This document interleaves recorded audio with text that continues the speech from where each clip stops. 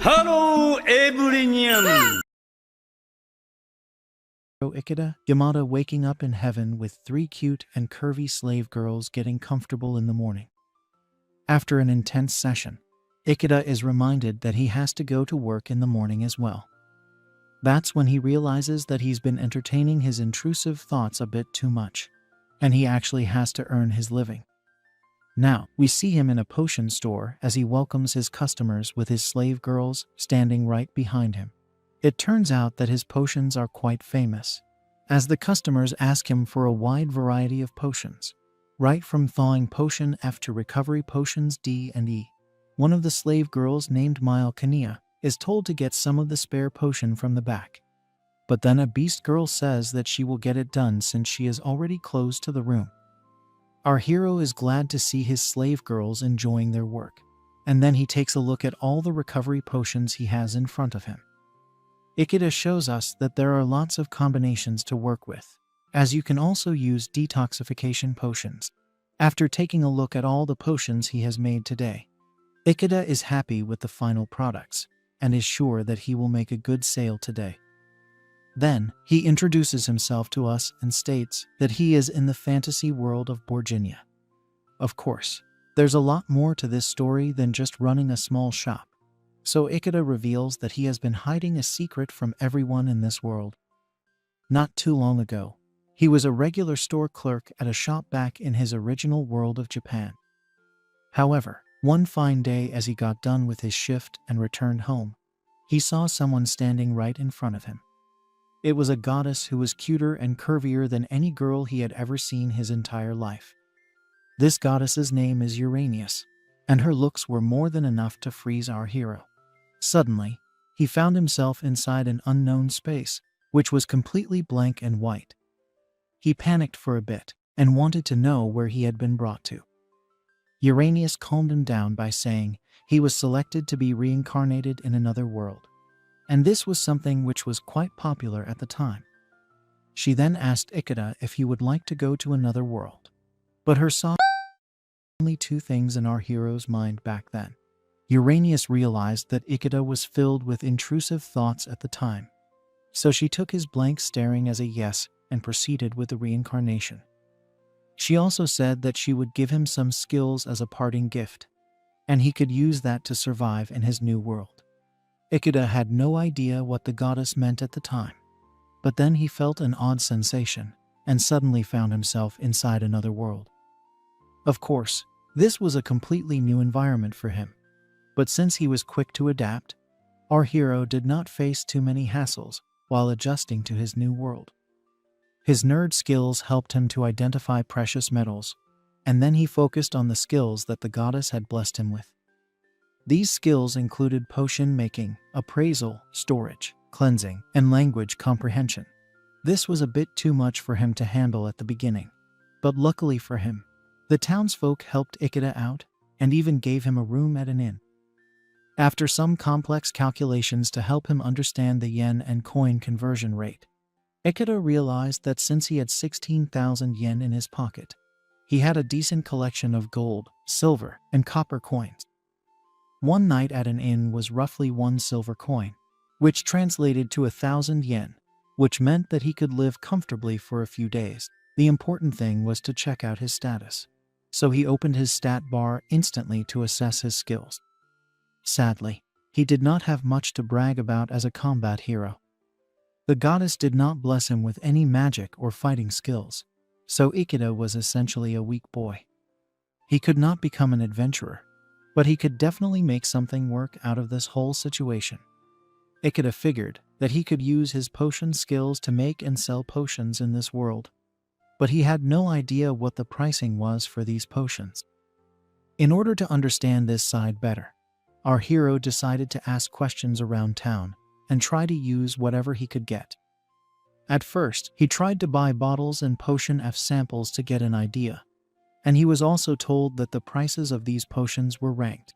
If you can make a potion that is from rank B to rank A, then you have a good chance of bringing in the nobles and the royal family to hire you.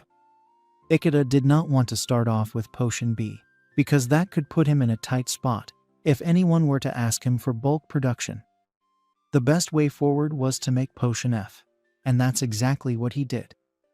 Ikeda did not know how to make a potion, so he simply used his potion-making skills to create a bottle of potion F.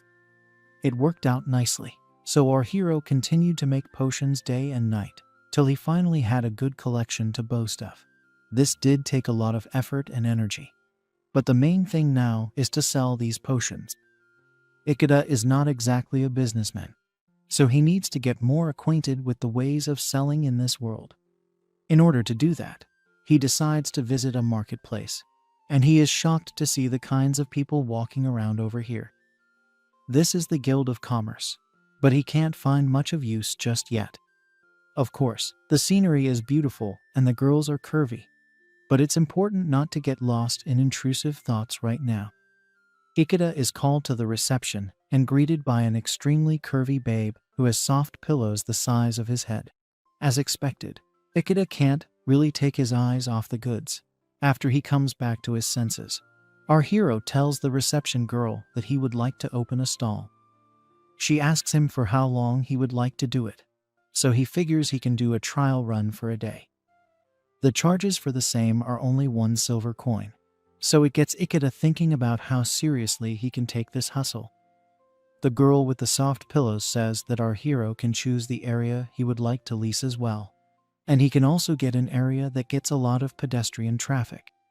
Ikeda likes what he hears, but he does not want to be so far away from the heart of the city.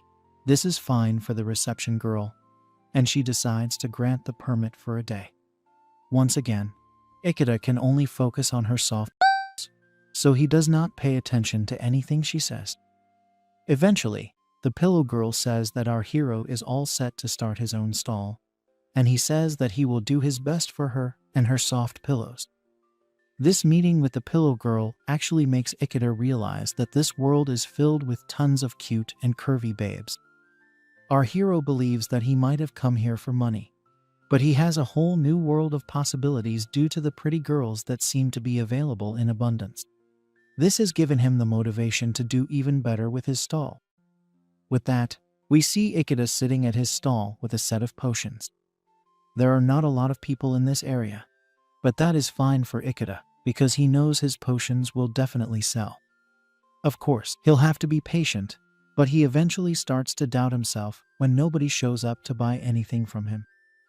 At one point, Ikeda considers packing up and leaving, but he decides to keep at it for a bit longer.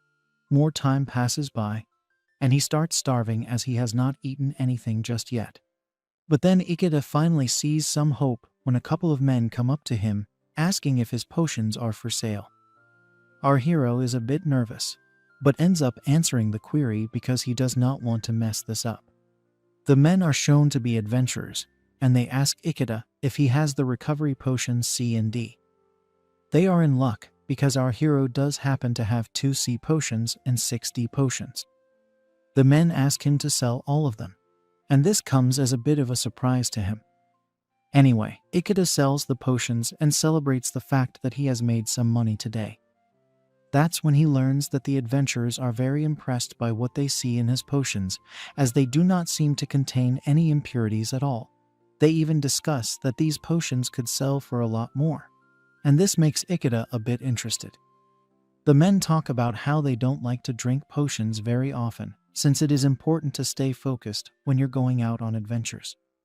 Most of the potions have lots of impurities in them, and this makes them taste bitter. Due to this taste, the adventurers are not able to stay focused, which is why they prefer to have nice and tasty potions. The adventurers seem to be interested in the other potions Ikeda is selling, so he reveals he has recovery potions D and E as well. Eventually, our hero ends up selling out all of his potions, and his total earnings are 3 gold coins and a silver coin. Ikeda can live comfortably off his earnings for a few days, and then he recalls what one of the adventurers was saying. His name is revealed to be Hawkeye, and he stated that he was a part of a famous team. Due to this, it is possible that a lot more people will end up coming to buy potions from Ikeda in the future. This is why he decides to make a lot more potions for the potential customers that will come his way tomorrow. Everything works out as per our hero's plan, and he gets sold out the next day again. As a matter of fact, Ikeda has made 9 gold coins today, so he decides to add up his total sales. It roughly translates to over 200,000 yen, which should be more than enough to cover the entire month. Ikeda states that he can also spare some cash to get a bit of entertainment for himself. The only thing now is to figure out what to do for his entertainment in this new world. The first thing is to take a shower after a hard day's work, so Ikeda uses his cleaning skill for a quick session. Now that he's ready for action, he thinks about going to an S-rank shady place. However, Ikeda decides against it, and instead goes to a C-rank place named Red Rose. The reception man greets Ikeda and asks him if this is his first time at such a place. He says yes, so the man reveals that the rate is 1 silver coin for 15 minutes. In a shocking revelation, Ikeda decides to pay for a whopping 2.5 hours. The reception man is pleased to hear this, so he offers a list of women for our hero to choose from. These girls are cute and curvy, so it's a bit surprising to see this kind of quality in a C-rank outlet. Ikeda explains to us that the reason he has come to this place is because of massive.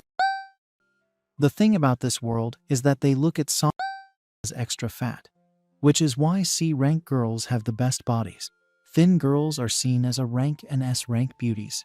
So it all works out for Ikeda, since he has come from a world that has good taste in women. Now, our hero sets his eyes on an absolute babe, whose soft pillows would be extremely hard to beat in any world. The girl's name is Listina, and Ikeda says that he would like to spend his time with her.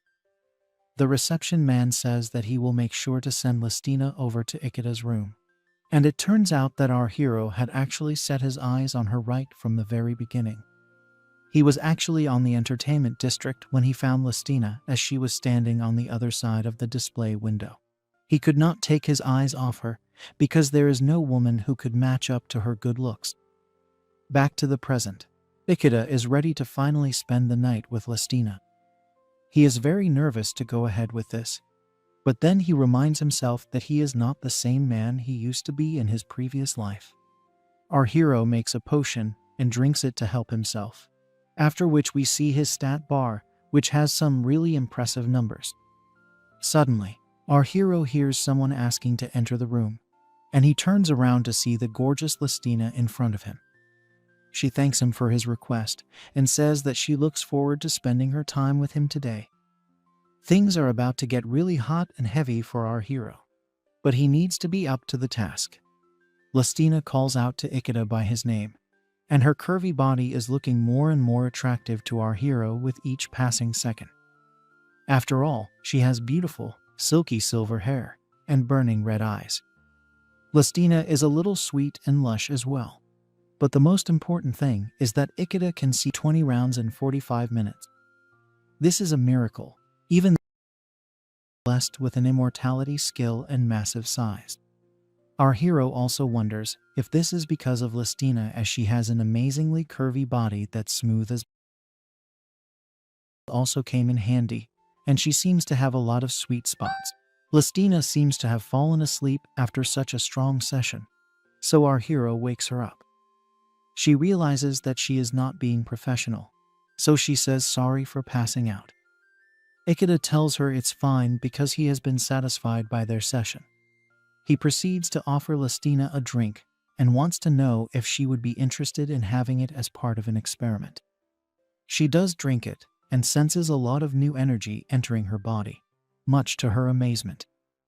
Ikeda explains that the drink is actually a new potion that he has made, and he wanted to rejuvenate Listina since he still has an hour left. Our hero wants to talk to her for a bit, and she does as he says. Listina reveals that most of her clients don't even engage in their intrusive thoughts with her, and the ones that do usually don't last more than 1 or 2 sessions. She has never met anyone who has the kind of skills that our hero does, so it's a proud moment for him. Apparently in this new world, shady acts are a simple in and out thing. Ikeda comments that this is a huge waste because it means that beauties such as Listina can't be enjoyed the way she should. This explains why the basic rule is a simple and short session, And it also explains why everyone was so shocked when Ikeda asked for more than 2 hours with Listina. Apart from that, Listina was also fulfilled when she saw our hero embracing her. She is extremely happy that Ikeda was able to well, because no one else has been able to do that. This makes our hero shy, and he tries to play nice, even though he has just done the most unspeakable things imaginable to Listina over the past hour. Now that everything is done with, Ikeda decides to leave and Listina wishes him farewell. She is always open to service him again, and he instantly says that he will be back here tomorrow. As he goes back home, Ikeda also thinks back to all the things Listina told him about herself. It turns out that she also has a child, which came as a huge shock to our hero. She has one boy at the moment, and she is staying with her estranged husband, whom she had left 3 years ago. It makes sense to our hero that someone as beautiful as Listina was married at one point, but he wonders why her husband would let her go. And then, he got the biggest shocker of his entire life. Listina's husband left her because for him. Basically, when they had gotten married, Listina was a slim and flat girl, but after having her child, her started to grow to extraordinary proportions. Her husband did not like this, as the people of this world have terrible taste in women, and then once their son grew past the age of infancy, they separated. Back to the present, Ikeda is still trying to figure out why any sane man would let go of clothes. It can never make any sense to a man of culture such as himself. And then he enters a cafe only to be greeted by a cute girl. She welcomes him inside and confirms if he is alone right now, after which she seats him at a solo table. Ikeda scans the area, and he sees cute but flat girls all over the place, which is what makes it stand out. All the customers seem to like the fact that these flat girls are coming to talk to them. So the flawed logic of this world is surely a real thing. Ikeda is conflicted, but he has to accept the reality of this world, and it is actually good news for him. Basically, he will not have any rivals over here whenever he goes for curvy babes, and this will make his life a lot easier. He does not mind handing over all the flat, the cute and curvy ones. The waitress comes over to take his order, and then our hero digs into a nice and tasty meal. In the middle of his dining, he is greeted by the adventurer Hawkeye once again, who immediately recognizes him as the owner of the potion store.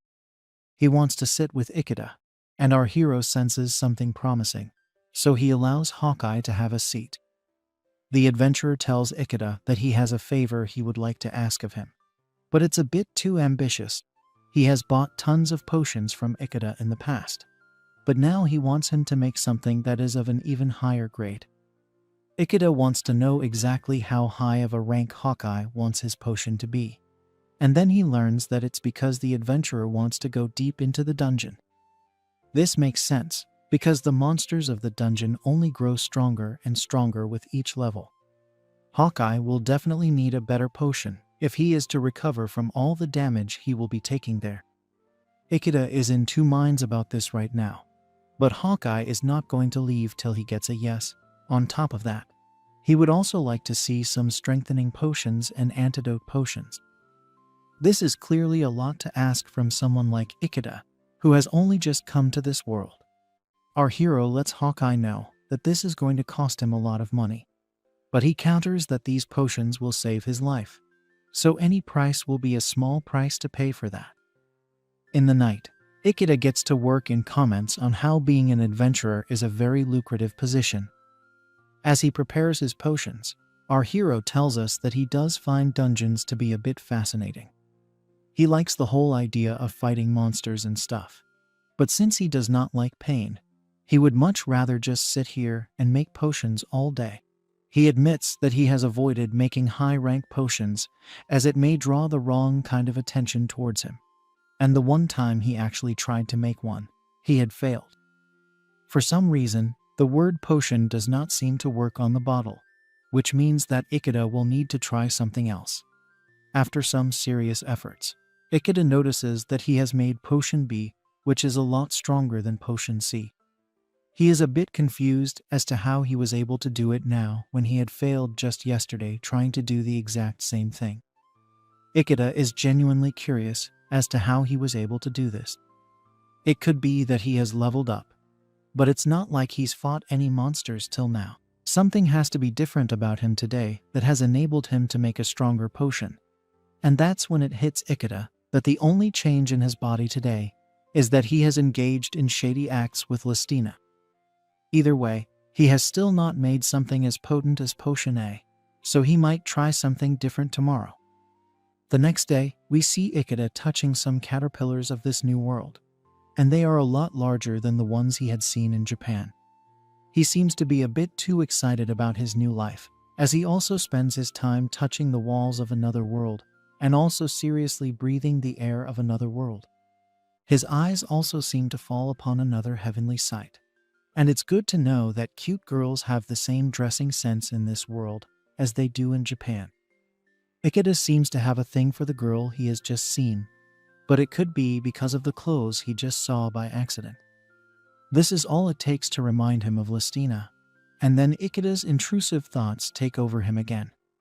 On that note, he heads over to the shady place to do more shady things with his new favorite mom. He misses Listina a lot, but our hero needs to focus because he has potions to make today as well. He still does not know how he was able to make Potion B last night, but there has to be some kind of explanation for it. And for now, it all points to his multiple sessions with the curvy babe. He needs to find some clues if he is to finish the product, but he decides to visit the shady place first, and it does not look like it's for research purposes. Listina is extremely happy to see Ikeda because he has come to meet her again so soon. As expected, the both of them engage,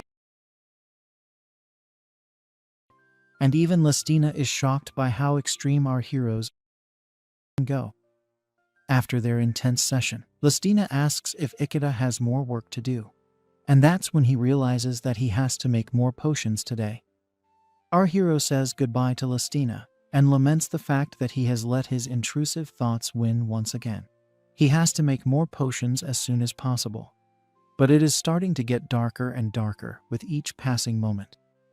Ikeda has also worked up an appetite after his session with Listina, so he goes have lunch in another world.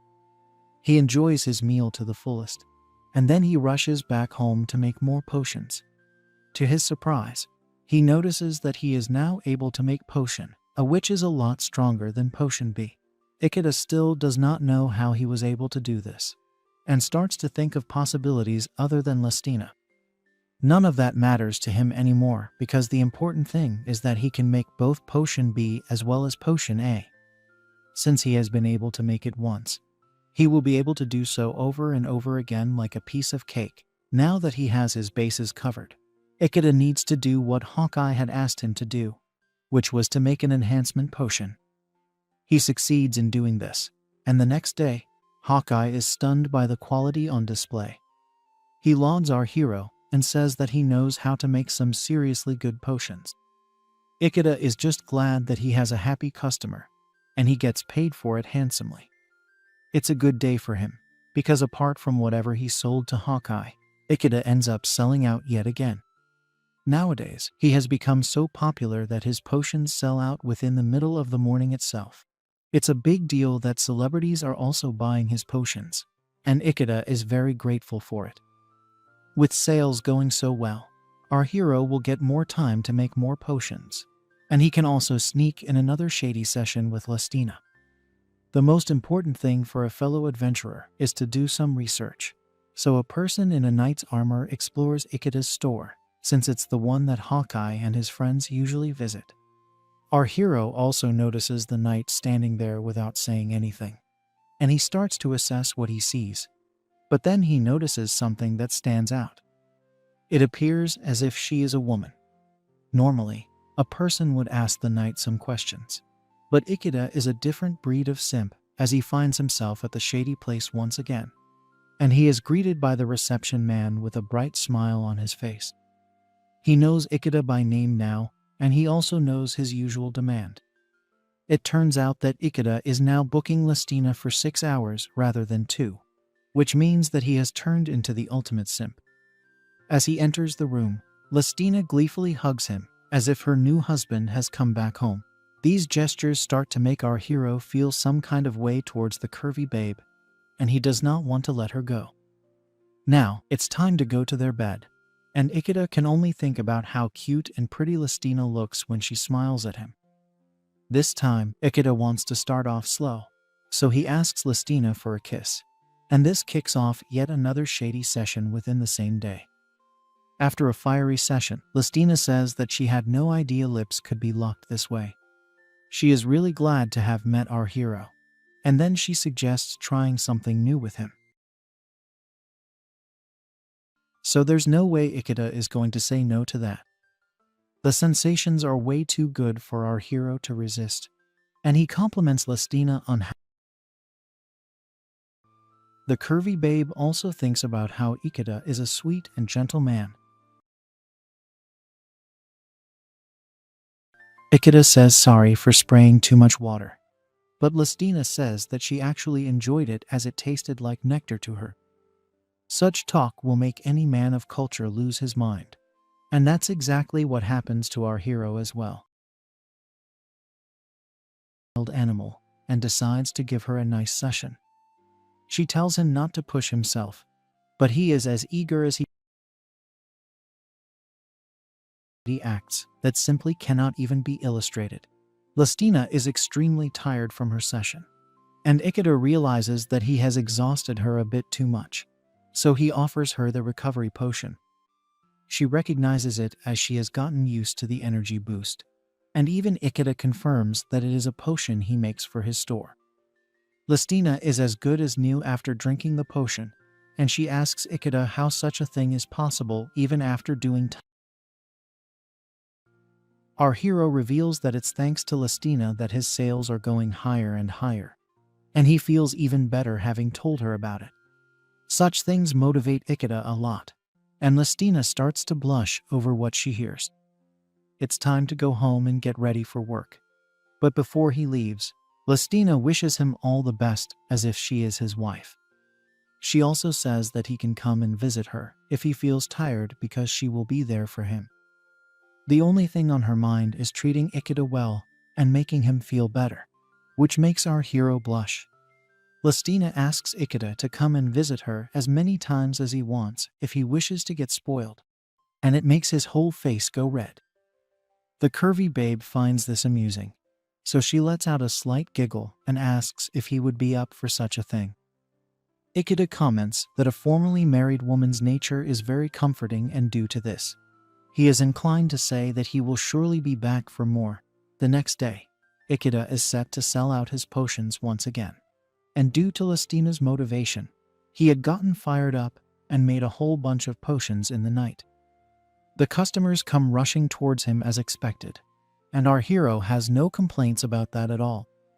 It does not take long for him to sell out this time as well, and it includes a whole bunch of potions B and A. The only thing left for him now is to take some pre-orders, and then he wonders if the girl in the knight armor will show up again today. The moment he says this, she actually does appear, and this time, she has taken her helmet off.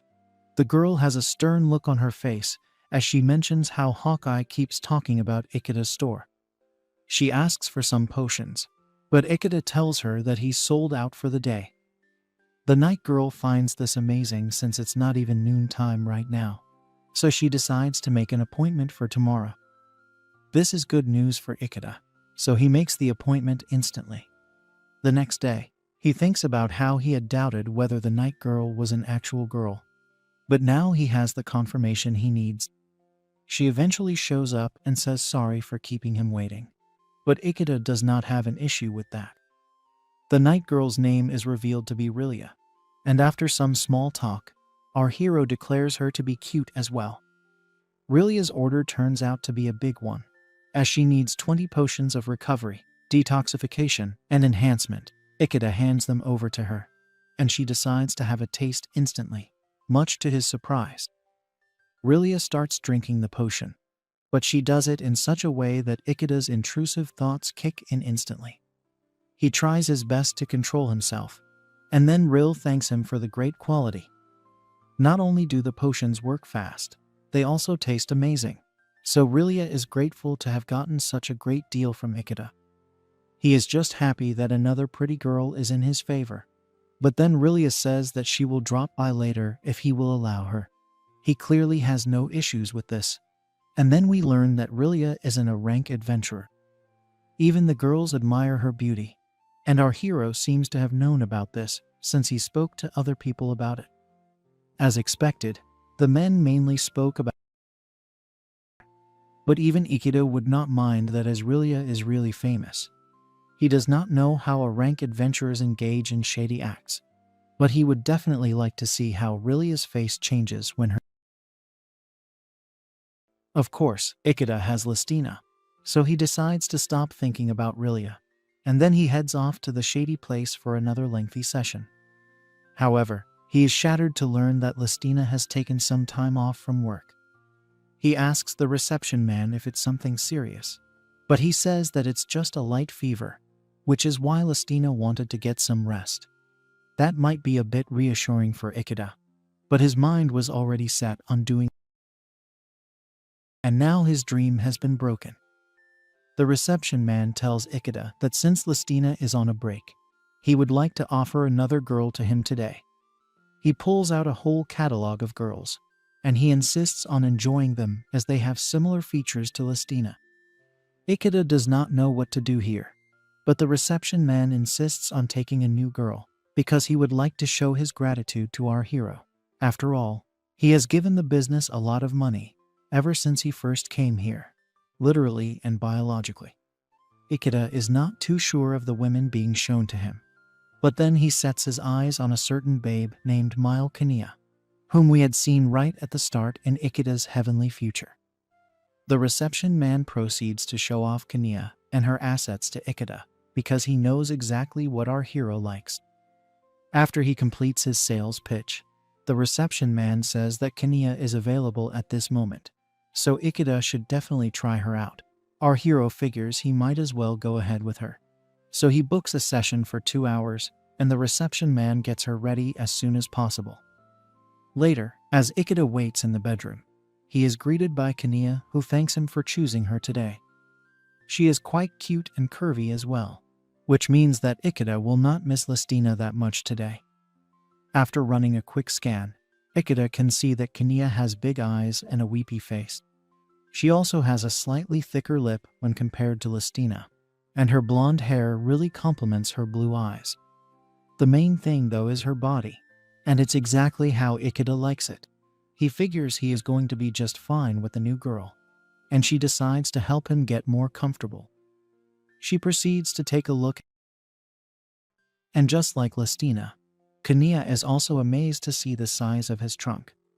Of course, this is due to Ikeda's skill, but Kania has never seen anything like this her entire life. As part of her training, she decides to prepare herself the same way Listina does with the potion. But Ikeda is not into any mechanical routine, so he tells Kania that he wants to unleash his inner animal the right way. There's no chance for her to say no to, so she goes ahead with Ikeda's desires. What follows is yet another for our hero, but this time with a different girl. As a matter of fact, this is the first time released water, so she is amazed that she can experience such things. Of course, Ikeda is glad to be the first to have given her such a sensation, and things have turned out well for the both of them. The thing now is that Kania is addicted to our hero, so she wants him to pick her the next time he comes over, and he says yes at first, but later on he wonders what to do. Ikeda may have told Kania that he will choose her the next time he comes over, but he also has Listina. Our hero tries to compare both the curvy babes, and while he does admit that Listina is the best for him because of how much effort she put in, Ikeda eventually admits that both of them are amazing.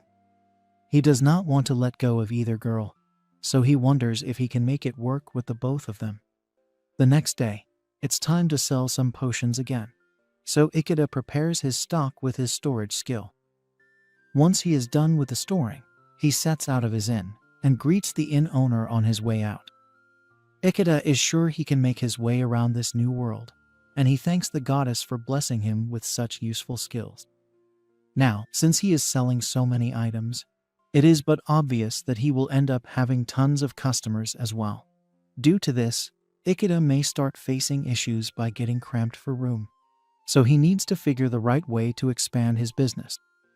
He realizes that he can't stay at the same place for a long time, so he should rent a bigger place for himself. As he wonders what to do about his business, the flat cafe girl comes to serve him a yummy meal, and he instantly forgets everything else. Ikeda orders for some rice to go with his meat, and he comments on how he absolutely loves monster meat in this world. It is really tasty and spicy, especially if he has it with a particular hot sauce. The meat and gravy are amazing enough as it is, and the cups of rice are the best way to top it all off. As Ikeda eats his food, he overhears someone else talking about his own shady conquests. Since it has to do with cute and curvy girls, Ikeda wants to listen in on this, so he pays close attention. The man in question talks about how he finally got to do shady things with a beast girl, but when someone asks him how it felt, he says that it was not too good at all. Not only did he hate the smell, he also had an issue with the weird noises this beast girl was making because it sounded more like a roar. The man states that he did not care how good the beast girl may have looked, which was why he told her to stop in the middle of. Then, he resumes talking about his adventure in the dungeon, and Ikeda laments how such things can even happen in this world. Now, the flat girl comes to ask our hero if he would like anything else, and he asks her if she knows anything about the land of beast people. She reveals that the name of this country is Yongle, and it is 2 weeks away from this place by carriage. That is not exactly a short duration, so it demotivates Ikeda. But then the cafe girl says that it will be a lot quicker if he uses a dragon. Ikeda is surprised to see that you can rent out a dragon to take you to another place. But such rides do not come cheaply. As our hero steps out to walk on the road, he contemplates the carriage ride, but also says that 2 weeks is a very long time. However, he would still like to go to Yongle someday, and also check out other countries as well. After all, there will mostly be cute and curvy girls over there as well, and he only wants to have fun with all of them. Ikeda remembers the curvy guild girl with the.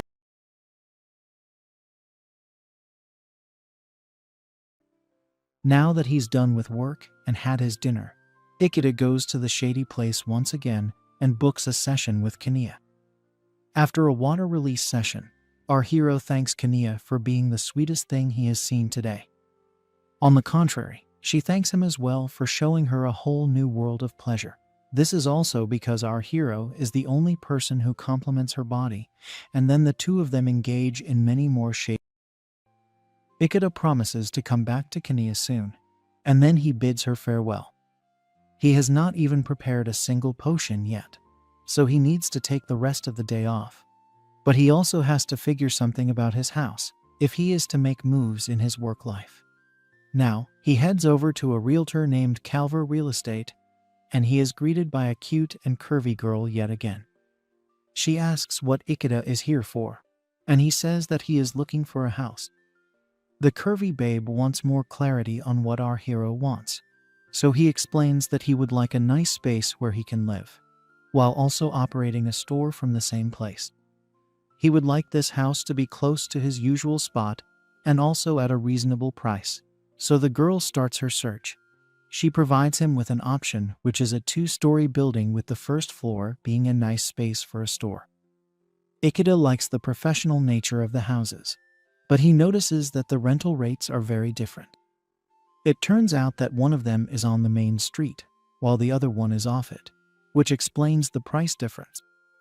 The rental rates are either 1 large gold coin or 4 large gold coins, which translate to 10,000 and 40,000 yen. Of course, Ikeda is not going to spend his cash blindly, which is why he asks the realtor girl to show him the places. She has no issue with that at all and offers to take Ikeda on a house tour right now. Our hero is then taken to his prospective home and gets a proper tour of the place, along with a look and feel of the furniture. After a lot of thinking and consideration, Ikeda decides to go for the cheapest option. He knows this is not the best way to go about his business, but he has to look at his own budgets as well. After all, the realtor girl must be having a lot of clients, so his purchase won't make a big deal to her. After signing all the paperwork, our hero finally has a house all to himself. We can see that it's a pretty simple house that has only one bedroom, but it's good enough for Ikeda to do his business while also living in the same space. Now that he has shifted to his home, he unleashes all the furniture he had kept in his storage unit. There's a lot of furniture, and Ikeda realizes that he actually bought a lot of it before because he could store it all easily with his storage skill. However, now he will have to move all of it around, and it will be quite the task. He knows he has a huge workout on his hands, so he begins moving all the furniture around after drinking some potions. Ikeda makes sure to use potions for arm strength and stamina, after which he undertakes an arduous task. After a lot of effort and hard work, the house is finally set and Ikeda has managed to sort out his living situation. The inn owner congratulates our hero for finally owning his own store, and even he thanks her for all the support she has given him during his years in this world. Another thing that the inn owner points out is that Ikeda is looking rather big today, and it's all because of the potions he had taken. Our hero is massive and as big as a monster, so he feels a bit embarrassed by it. All this work and effort has made him tired, so he decides to release his tension by visiting the shady place. The reception man sees him and is surprised by our hero's muscular frame, but is still able to recognize Ikeda, probably due to the shady look on his face. Ikeda asks if Kaniya is available, to which the reception man says yes, but he also mentions that Lestina is back, so he asks our hero what he would like to do. This has presented him with a tricky situation, and he shrinks back to his original form due to his conflict. The reception man comments that our hero is troubled right now, as can be seen in the way he panics over his choice. Ikeda does not know whether he should go for Lestina or Kaniya, and the sheer thought of it all seems to be bothering him a lot. That's when the reception man decides to offer some support by stating he can actually go for both girls at the same time. This is a jackpot for Ikeda, so he instantly says yes to the offer, and he is reunited with Lestina and Kaniya. As expected, an extremely session follows. After a heavenly time together, Ikeda starts thinking about what to do about his store, but the girls notice that he is tired and has something on his mind already. He tells them that he is just thinking about some new things regarding his store, but this is news to the girls as they did not know he was expanding. The girls suggest hiring an employee as it might be too much work for him to handle alone, but our hero confesses that finding a good candidate will be really difficult. Now, Kaniya suggests hiring her to help with the store, and even though she is a bit nervous about it, this does not seem to be an issue for Ikeda. He wants to hear more about this suggestion, and then he listens to what the girls have to say. As Ikeda walks his way back home, he thinks back to the proposal the girls gave him. He can take both Lestina and Kaniya for just 2 gold coins, which is extremely cheap. On top of that, which is always a boon for him. Later, Ikeda goes to the guild girl Sheska and gets the sales permit for his house sorted out. He thanks her for everything, and even she congratulates him for opening his own store. With everything set in place and the costing figured out, Ikeda is confident that he can make things work. After all, if he can have both Kaniya and Lestina by his side, then he will have a lesser workload to deal with. In addition, he can do both the slave girls for as many times as he wishes, so it's a winning situation for him either way. With everything else out of the way, our hero decides to ask Sheska one more question, but it has nothing to do with the store. He wants to know more about the land of beast men, and the guild girl immediately identifies it as Yamal. Ikeda asks her if there are other countries like Yamal, so she asks him to give her a moment. The guild girl provides our hero with a world map. and we can see other countries which are known for all kinds of industries. Our hero learns that the country of Yahello is filled with all kinds of beast folk, and because of its closeness to the dungeon, there are a lot of adventurers coming from here as well. The other country of Rissen is the hometown of elves and dwarves, which means that the production of powerful weapons and magical tools is booming over there.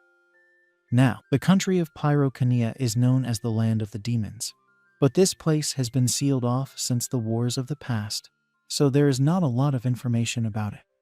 Astoria is more of a newer town, and the wine over there is supposed to be amazing. Ikeda's own country of Bikinia has a textile industry, and the marine industry also does well since it is so close to the sea. After hearing all of this information, our hero's dreams grow bigger, and he wishes to become a huge name in this world. He decides that he will work very hard and will make a ton of money in order to make this dream a reality, and then he leaves the guild. Sheska wishes him all the best, but the only thing on Ikeda's mind right now is to buy both Kania and Lestina as his slave girls and travel the world with them. Before he forgets, he asks Sheska how much it costs to ride a dragon, and she reveals that it's 10 gold coins, which is a ridiculous amount of money. Now, we move to the next day where Ikeda is making even more money from his potions. He takes his jackpot cash and thanks none other than Hawkeye, who has made it back from the dungeon. The adventurer tells our hero that it would normally have taken him a month to get back, but due to the super potions, he only needed a week. Ikeda takes this chance to tell Hawkeye that he has opened a new store, so he says that he will start visiting it from now on. Since he has made his last sale today, Ikeda decides it's time to say goodbye to his temporary store. He's going to miss it for sure, and he remembers how he had first come to this world through the goddess.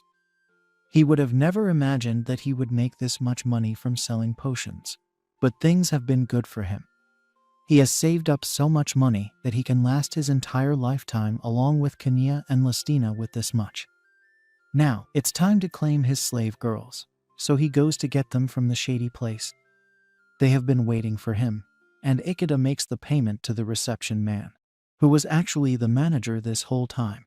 He becomes very emotional because he has known both Kania and Lestina for a long time. It's almost as if a father is giving away his daughters to another man for marriage, but at a cost. Either way, the manager and the slave girls hug each other one last time before bidding farewell for good. Even Ikeda is tearing up after seeing this, and then he takes off with his slave girls. The manager reminds him to keep visiting, even if the girls are not here anymore, and he promises to do so. Lestina and Kania can't believe that Ikeda decided to take the both of them in, but he says that he wanted to all the time, so it was a wise decision to make a final payment. With that, the slave girls promise to play as much as they can, and they will not do anything less than their best. This truly is a dream come true for our hero, but will he add even more women to his slave harem? Also, will the dormant demons from Pyrocania come back to life? Now that our hero has slave girls at his beck and call, he rejoices over the fact that he can engage whenever he wants. The first thing on the agenda is to go shopping, and the girls don't seem to have a problem with it. Ichaicha then takes Lestina and Konya to a clothes shop, and the girls dress into outfits that would awaken any man's intrusive thoughts. They ask for his permission to wear these clothes, but only a fool would say no to such spicy outfits. Ichaicha can't believe that he is now going to spend the rest of his life with these two babes, and then he tells them to pack the clothes they've chosen. However, Lestina and Konya both want to check out some more outfits, and there's no way their master is going to deny his slave girls. Now that all the shopping is done, our hero takes his girls back home and then he gets into bed. It doesn't take long for both Lestina and Konya to show up in their new outfits, and this awakens the inner beast within Ichaicha. He takes this chance to pounce on his slave girls, and he doesn't hold back one bit.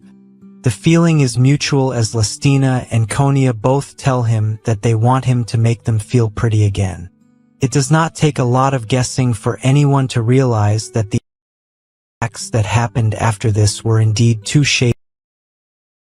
Now, we move to the next day where we see both Lestina and Konya helping out their master with the potion store. They make use of their new outfits and follow all of Isekai'd's orders, whether it's about refilling potions or clearing shelves. The crowd goes crazy thanks to these new babes at the store, and they continue to buy potions without any hesitation.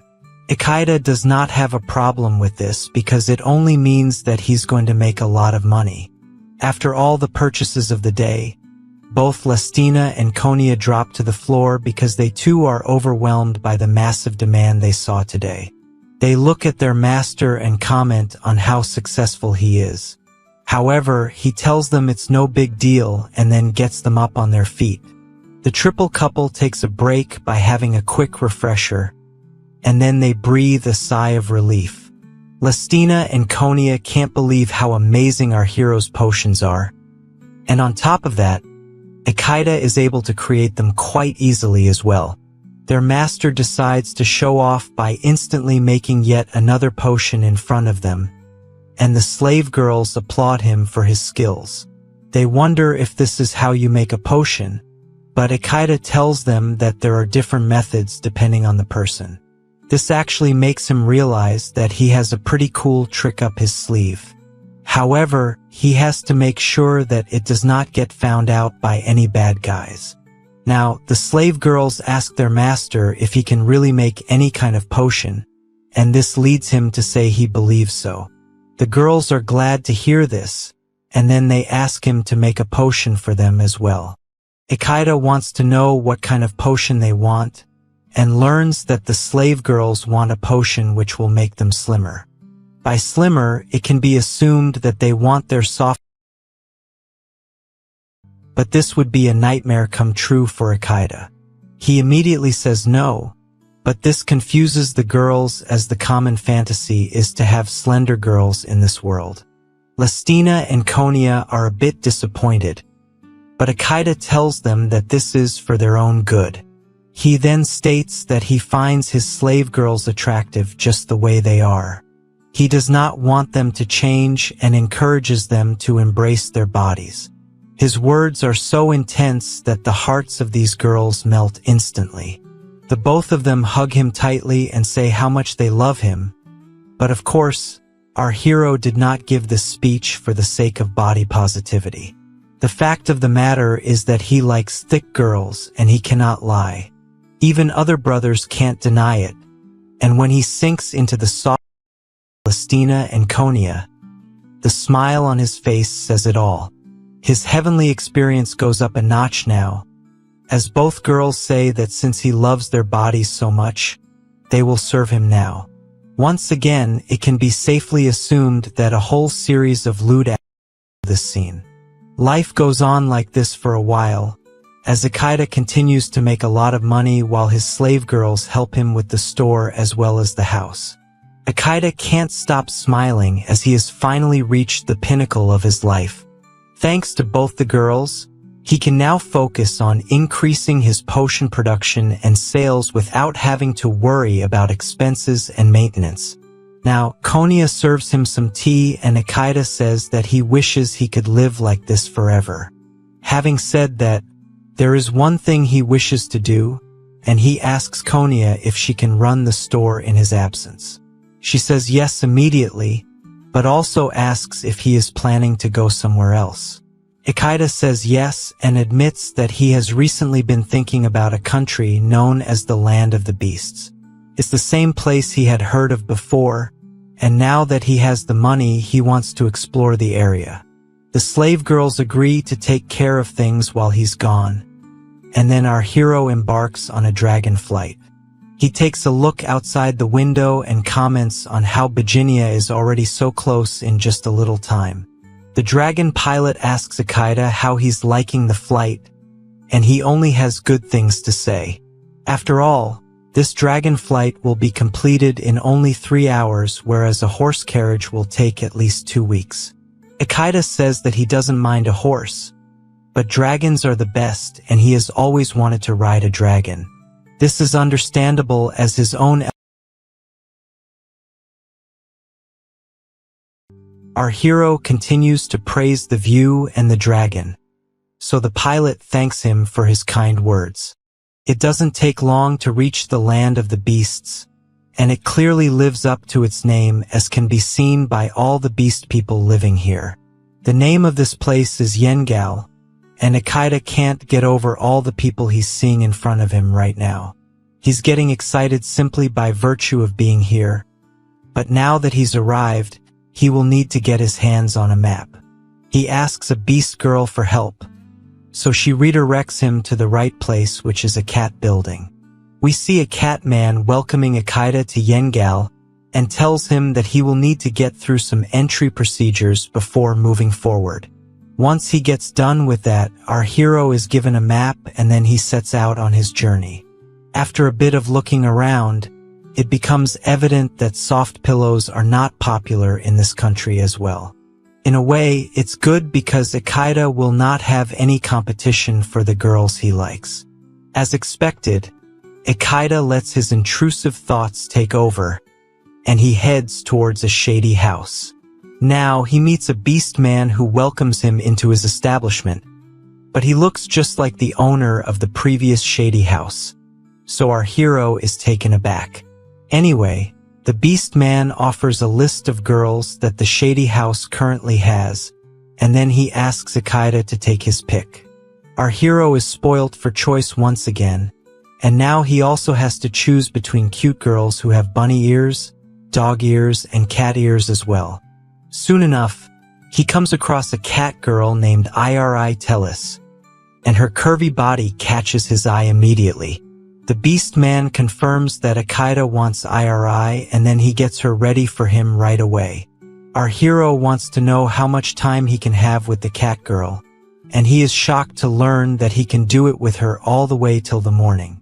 This is not too different from how it was with Lestina and Konya, probably because of the amount of money he has offered. Now, Ichaicha is alone in the room with Ataerareta, who acts formal with him at first. The cat girl is a bit nervous as she asks Ichaicha to allow her to treat him well, but he does not care about that much.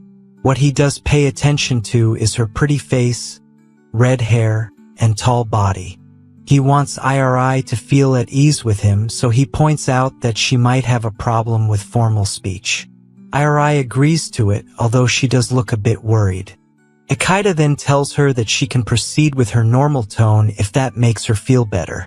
This surprises Ataerareta at first, but she is relieved to hear it and thanks Ichaicha for allowing her to be casual. She is not at all good with a formal tone, but this makes Ichaicha happy because he likes the way she sounds right now. The truth is that our hero enjoys women a lot more when they behave like themselves. Now that the introductions are done with, Ataerareta wonders what a human is doing in a place like this, that too inside the land of the beasts. She asks him if he wants to test her courage, or if he is just a boy who likes to act thoughts. Ichaicha says that he doesn't just like to act on his he loves to do it. Ataerareta laughs at this and says that she loves to do such things as well. This eases the pressure on Ichaicha, and then Ichaicha is not one to be dominated so easily, so he turns the tables on Ataerareta and flips. He proceeds to let his lips do some work on the cat girl, but it surprises her a lot. She asks what just happened, so Ichaicha assumes that beast people don't do these kinds of things. It only motivates him to play around some more, by some heaven on earth. Times as she wants, and it doesn't take long for him to finish her off easily the first time. Next up is the main course, so Ichaicha brings. Ataerareta can't believe what she's seeing because the thing she's ever come across. She is a bit scared to let such a but Isekai'd tells her it's fine as girls like Lestina and Konya have already become used to it. Isekai'd then comments that he has all the skills needed to make Iri feel amazing, and he's glad to see how she's turned from a bossy babe into an innocent maiden. What follows is a night full of first-time experiences. With the way things are going, Isekai'd might just end up bringing Iri back home with him. Lestina and Konya may be dreams come true for our hero Isekai'd, but adding an extra Iri on top definitely won't hurt any man of culture. The cat girl even drinks our hero's elephant water as if it's some sweet honey nectar. With a skill set like that, any man would be proud of Iri just like Isekai'd is. He even pats her on the head to show his appreciation, and it makes her happy. Now, Iri asks to be taught some more, and Isekai'd likes her submissive style, so he decides to get a pillow job done from her. What follows is round 2 of debauchery, which is way too detailed even to be shown in the manga panels. Either way, Isekai'd is pleasantly surprised to see how Iri has changed her personality after being given a few explosions here and there. Once the session is over, Isekai'd learns that Kiri is an adventurer as well, and she has been able to reach B rank despite her night job. This is amazing, but also proves that being an adventurer alone doesn't pay the bills. Iri says that she used to have more muscles and was also a foot taller before, but Isekai'd tells her that she is looking her best right now. It makes the cat girl blush, and then she talks about how she used to be very confident about her shady activities. Isekai'd doesn't understand what she means by this, so Iri explains that even when she was an adventurer, she used to be a slave girl. Even though she had massive pillows, she was still very popular as she could almost have been considered as a bank for elephant water. Isekai'd can't believe what he is hearing, so he asks Iri if she ever got sick of it. She says that was never the case as she loved acting on her intrusive thoughts all the time. However, at one point, shady activities started becoming more fun than the actual adventures themselves, so Iri figured that it would not make sense for her to continue in the adventure industry. After all, she could land up in trouble if she ended up prioritizing shoddiness over completing an adventure. This was the main reason why she became a night girl instead. It was all standard stuff for her until our hero came along into her life. He doesn't get what she means, so Iri explains how during her time here, she could not find a single man whose elephant could keep up with her kitty cat. Even B-rank adventurers would prove to be unsatisfactory. But then Isekai'd arrived and completely rocked her world. Iri thought she was going to take the lead here, but our hero completely turned out to be a dom and ended up treating her like a good girl. Iri then admits that she is now crazy about Isekai'd as nobody can beat his bedroom skills. Such a big compliment makes even our hero blush, but the cat girl says it's the truth. Nobody has been able to make her explode the way Isekai'd did just now, and it makes him feel even better about himself.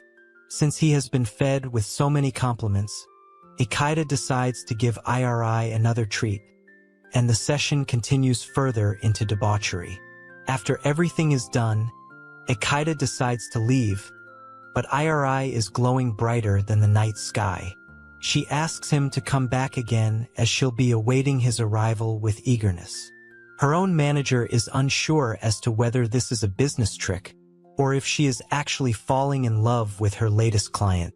Isekai'd is just glad to have gotten some top, and he bids farewell to his latest girl.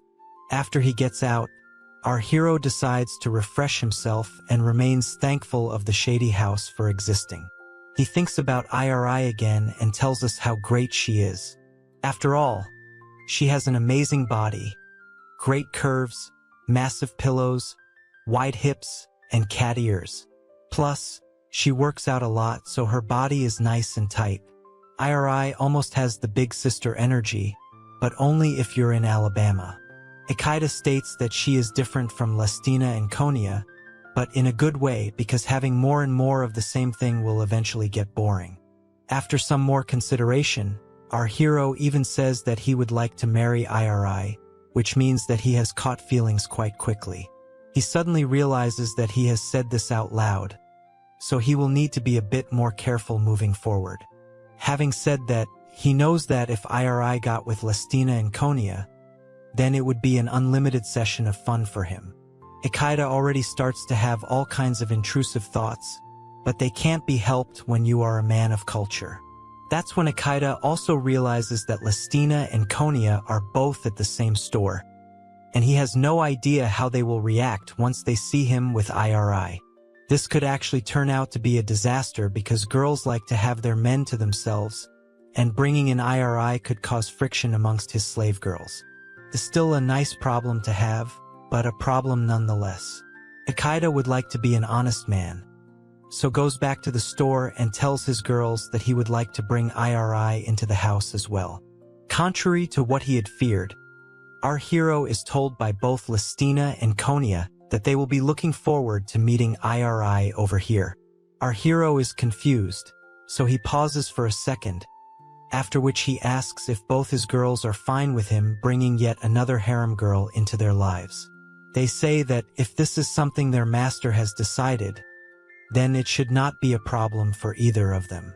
Ichaicha realizes that Lestina and Konya are completely submissive to him, but he figured they would have still been a bit upset over hearing about IRI. The girls say that they would normally get jealous over hearing something like this, but since it is to do with Ichaicha, then they suppose it will be all right.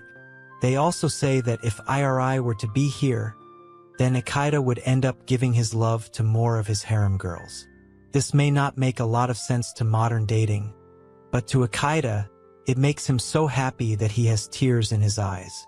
He hugs both Lestina and Konya out of joy and says that he feels like giving them even more love after being told such a sweet thing. Of course, by love, he means shady activities, but he does throw in some nice gestures every now and then. He's brought home some souvenirs for the girls too, so it's not always about the shady holes and poles. After a night of extreme shoddiness, we move to the next day where Ichaicha takes Lestina and Konya to the town of Blazik. They are quite amazed to see how nice the place looks, and there's also the fact that they were able to reach in an instant. Lestina had come here before when she was a child, but it took over a day to make the trip. Since the girls have arrived by traveling on a dragon this time, they barely took a few minutes. Ichaicha feels proud that his slave girls are feeling so overwhelmed by what he has done, and he tells them that he had planned the trip out for this very purpose. He figured that the girls must have been feeling lonely by staying at the shop all this time, so going on a trip together was the best solution. Lestina and Konya are both happy to have been given such a gift, and then they can hear some pleasant sounds coming from all over the town. It so happens that Blazik is called the town of music, so this is what the trio will be hearing throughout their time here. The town also happens to be right in the middle of their festival season, so the vibes will be immaculate. Something seems to be happening up ahead, so the trio decides to check it out. There's a huge gathering up ahead, and after reaching the spot, the trio can see that there is a dance performance going on by some cute but flat-screen girls. Lestina and Konya are both amazed by this, but Ichaicha can't get over the fact that women can be this petite. Particularly, the dancing and the music are amazing, so it's a complete waste to be doing it with no pillows. It would have been a lot better to have Lestina or Konya do something like this, because their pillows would have definitely made the performance more worthwhile to look at. His energy is looking sus, so the girls ask him what's going on, but he can't really explain his intrusive thoughts, so he just brushes it off. Suddenly, Ichaicha hears a couple of men from behind talking about how pretty Lestina and Konya are. However, upon closer inspection, they notice that they have massive pillows, which is apparently a bad thing in this world. The logic will never make sense to comic guzzlers or any of its loyal men of culture, and this includes Ichaicha as well. He covers the ears of Lestina and Konya, but they tell him if he does this, then they will not be able to enjoy any of the music. Ichaicha does not mind having these beauties to himself, but he will never forgive the shameless men of this world for not appreciating God's finest work. Now, his eye catches a detail in one of the nearby stores, so he asks the girls if they can go shopping after the song and dance over here is done with. Naturally, they say yes to him, and our hero takes his girls to buy some exotic costumes. It doesn't take long for him to lose his mind once he sees both Lestina and Konya wearing the same clothes the dancers from before were wearing. They find these clothes to be a bit embarrassing because of how skimpy they are, but their master is already in paradise looking at one of the most beautiful sights a man can ever witness. His shady face comes to the fore as he tells the girls they look so good in this attire, but they say that they have just watched slim dancers in the same outfits, so it's not the same thing. After all, they don't have skinny bodies, but Isekai'd tells them that they are the best of the lot, and the dancers from before have nothing on them. After all, he thinks that Lestina and Konya are the most beautiful girls on the planet. These words are more than enough to make them blush, and Isekai'd can't control the beast within him anymore.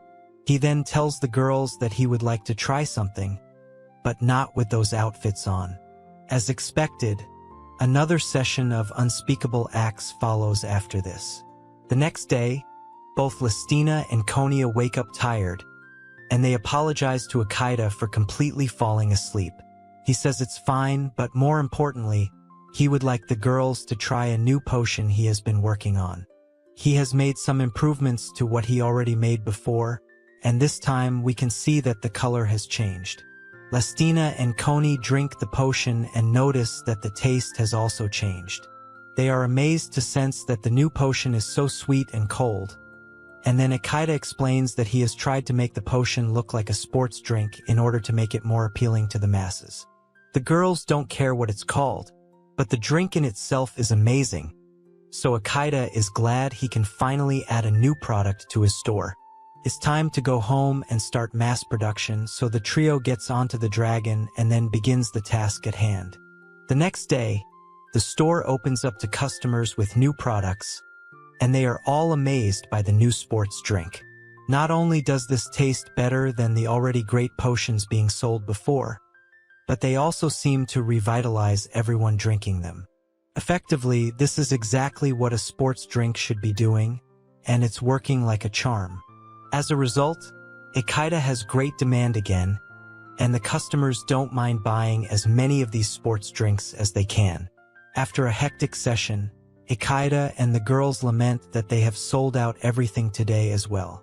The new product has worked like a charm, and Isekai'd knows that even if he increased the production of the sports drink, it would sell out each and every day.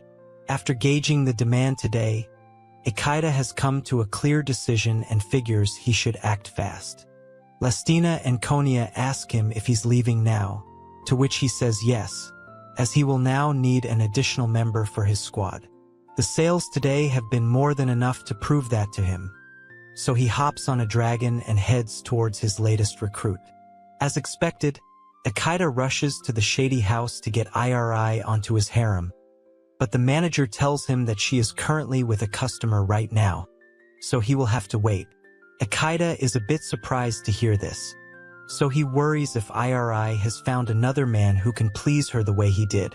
Also, he seems to have heard the manager call Iri Lestina, which is a bit of a puzzle. At this very moment, another customer can be seen walking out of the place and he looks completely drained out. The manager comments that Iri has done it again, and then we see the customer complaining that the cat girl is quite dangerous. She was able to extract 4 shots in 15 minutes, which is probably S-tier shotiness.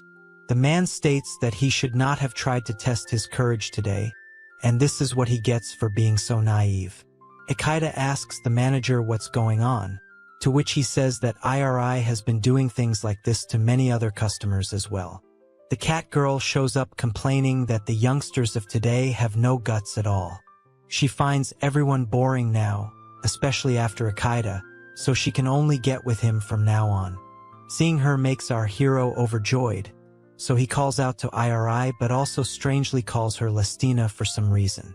The cat girl is delighted to see her lover boy back, so he holds him close as they head towards their room. The manager is shocked to see Iri be so subservient towards a customer, so he wonders who Isekai'd actually is. Now, the intrusive thoughts come out to play in a highly detailed and intense session. As expected, Neither Isekai'd nor Rizzed leave any stone unturned, and after all is done, the both of them decide to cuddle with each other. Isekai'd is glad he could do it with the cat girl once more, and so is Rizzed, but she is sad that these happy times are going to end once again. She really wishes that she could spend more time with her lover boy and be around him more often. This gives our hero his cue to ask Rizzed if she would really like to be with him all of the time. She says yes and would not mind it if it was Isekai'd at all. Our hero then asks her how she would feel if he took her into his own house. This shocks Rizzed for a second, but then her eyes light up and she says she would love to do it. She wags her tail quite aggressively, but then she becomes upset over something. So Isekai'd wants to know what the issue is. He asks her what the problem is, but she says that the price he will have to pay for her will be extremely expensive. Isekai'd wants to know how much it is, and she reveals it will be a red gold coin. Isekai'd says that a red gold coin would be the equivalent of 10 million yen back in Japan, so it is not at all cheap. But then again, it just goes to show how famous Rizzed is as a slave girl. He does not mind paying this price at all, and Rizzed becomes shocked upon hearing this. She says that it would not matter for her if Isekai'd was an adventurer, but a red gold coin is a lot of money for a regular guy. Our hero is surprised that Rizzed knows he's not an adventurer, but then he explains that he has a shop back in his town, and he makes good money, so he does not have to worry about the finances. It's not like the old days for him, and this makes Rizzed feel that her master will be just fine even after purchasing her. He then tells Rizzed that he would like her to come to his store, and she says she will follow him anywhere as long as it means they are together. This leads to yet another shady session, after which Isekai'd goes to the manager to make a purchase. The manager is not only shocked to see Isekai'd making such a big purchase, but also to see Rizzed being head over heels with him. He states the price as 1 red gold coin, to which our hero presents the cash immediately. The manager decides to go get the contract, and he tells Rizzed to get ready for her departure. She happily says yes to this, and kisses her master on the cheek, asking him to wait for her as she changes into a more proper dress. The manager is still in disbelief because this is supposed to be the same cat girl who has ravaged men like no other. He himself gets a bit too happy for the cat girl, and he tells Isekai'd that no other man has ever been able to make Rizzed behave this way. Isekai'd himself thinks that the manager is a lot more excited than he should be. But then again, he has just made 1 red gold coin, which is a lot of money. With all the formalities done and dusted, it's time to leave, so Rizzed thanks the manager for all that he's done. He says it was his pleasure all along, and he also wishes for the cat girl to be happy. She says she will definitely live a happy life with her new master, and then they leave the venue. As they walk through the woods, Rizzed says that she has not been free in a long time, and she wants to know what Isekai'd wishes to do next. He says that he would like to go to a clothing store first, and this gets Rizzed interested. Isekai'd asks her if all freed slaves dress the way she does, because even Listina and Koni had worn modest clothing at the time of their departure. Rizzed explains that this is like camouflage, as a professional in fine clothes is almost like a great deception, which brings in a lot of allure as well. This is why emancipated women always wear clothing like this. It makes sense to our hero, and then Rizzed says that if someone else wanted to dress her up, then she would attack him. However, since it's Isekai'd who's asking to dress her, then she does not have any problem with it. Our hero says that it only makes sense to dress a fine woman in fine clothes, which makes the cat girl blush. She is very agreeable to Isekai'd's ways, so they go to the clothing store for a nice fit. A crazy shopping session follows, where clothes and delicates are bought in abundance. Once all of this is completed, the two of them hop onto the dragon to fly back home. Rizzed is wearing a schoolgirl outfit, and she can't believe that she's riding on top of a dragon. These flights are expensive and fancy, so Isekai'd is glad his new slave girl is enjoying the journey. It won't take long to get back home in Borginia, But our hero can't take his eyes off Iarai's new outfit. She can sense his intrusive thoughts coming to the fore, so she pounces on her master like an actual wild cat. Irai wants Isekai'd to view her body as much as he desires, and it can definitely be said that the feeling is mutual. Irai says that Isekai'd is really weird for liking such shady outfits, but he is also a great guy, so she totally adores him. Our hero is buried in her pillow heaven, so he is just happy to be thought of in such high regard. However, it's time to put the regards aside and awaken the beast within. So he smacks Iarai's bottom and proceeds to engage in shady acts with her. She still can't believe how big his elephant is, but the real person traumatized from this is the man driving the dragon. What follows is this world's version of the Mile High Club. Soon enough, the new couple comes back home, and Isekai'd enters his home to greet Listina and Konya. They welcome him with huge smiles, but they notice that Irai is hiding behind him, probably out of shyness. The girls ask if there was any trouble on the way, but Isekai'd says it was as smooth as a ride could have been. They then inquire about the cat girl standing behind him, so he finally introduces Irai to his slave girls. Both Listina and Konya find her to be really cute, mostly because of her cat ears, and then Isekai'd asks them to get along with the newest member of the house. The girls are already friendly with Irai, and it looks like things will be just fine. The both of them make their acquaintance with Irai, and even she shakes off the nervousness to greet them properly. She is looking forward to join both Listina and Konya in serving their master Isekai'd. The initial meeting goes a lot better than our hero had expected, as the girls are very nice to each other, and Iarai's ears definitely seem to have become a huge hit with them. Now, the girls turn their attention towards their master, who has a rather strange look on his face. They want to know what's the matter, but Isekai'd says that he simply cannot believe how he is the master of these three unbelievably gorgeous babes.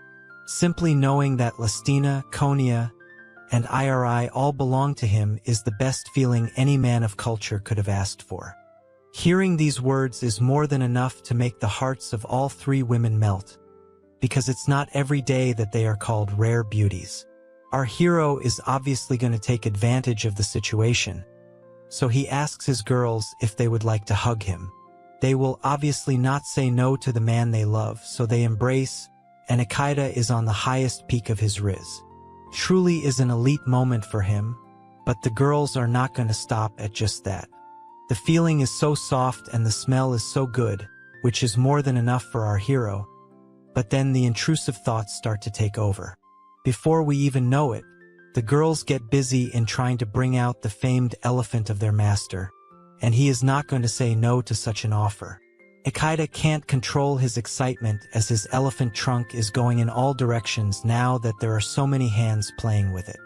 The plus point is that Listina, Konya, and Irai all know what they are doing, so their hands are not even colliding with each other, thus forming the perfect circle of thirst. It's not just good, it's crazy good, and it even emits a holy light of ethereal bliss. Isekai'd can't hold it in any longer, so he asks the girls to line up in front of him with their mouths open, as he has a gift for them. He goes on to spray tons of elephant water all over their faces, and they clearly seem to enjoy it. Our hero needs a moment to catch his breath, but he laments that he let out too much water, that it is overflowing now.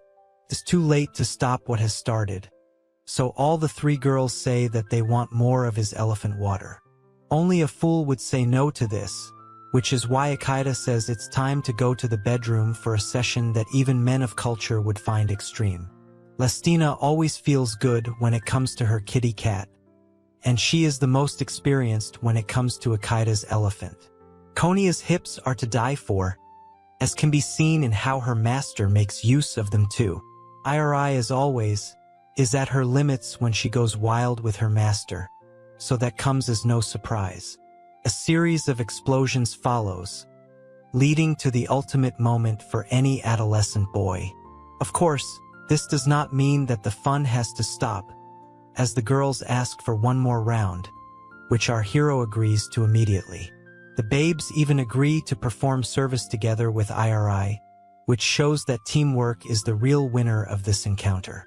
Ichaicha is glad that his slave girls have become such good friends in no time, but they are surprised to hear this from him.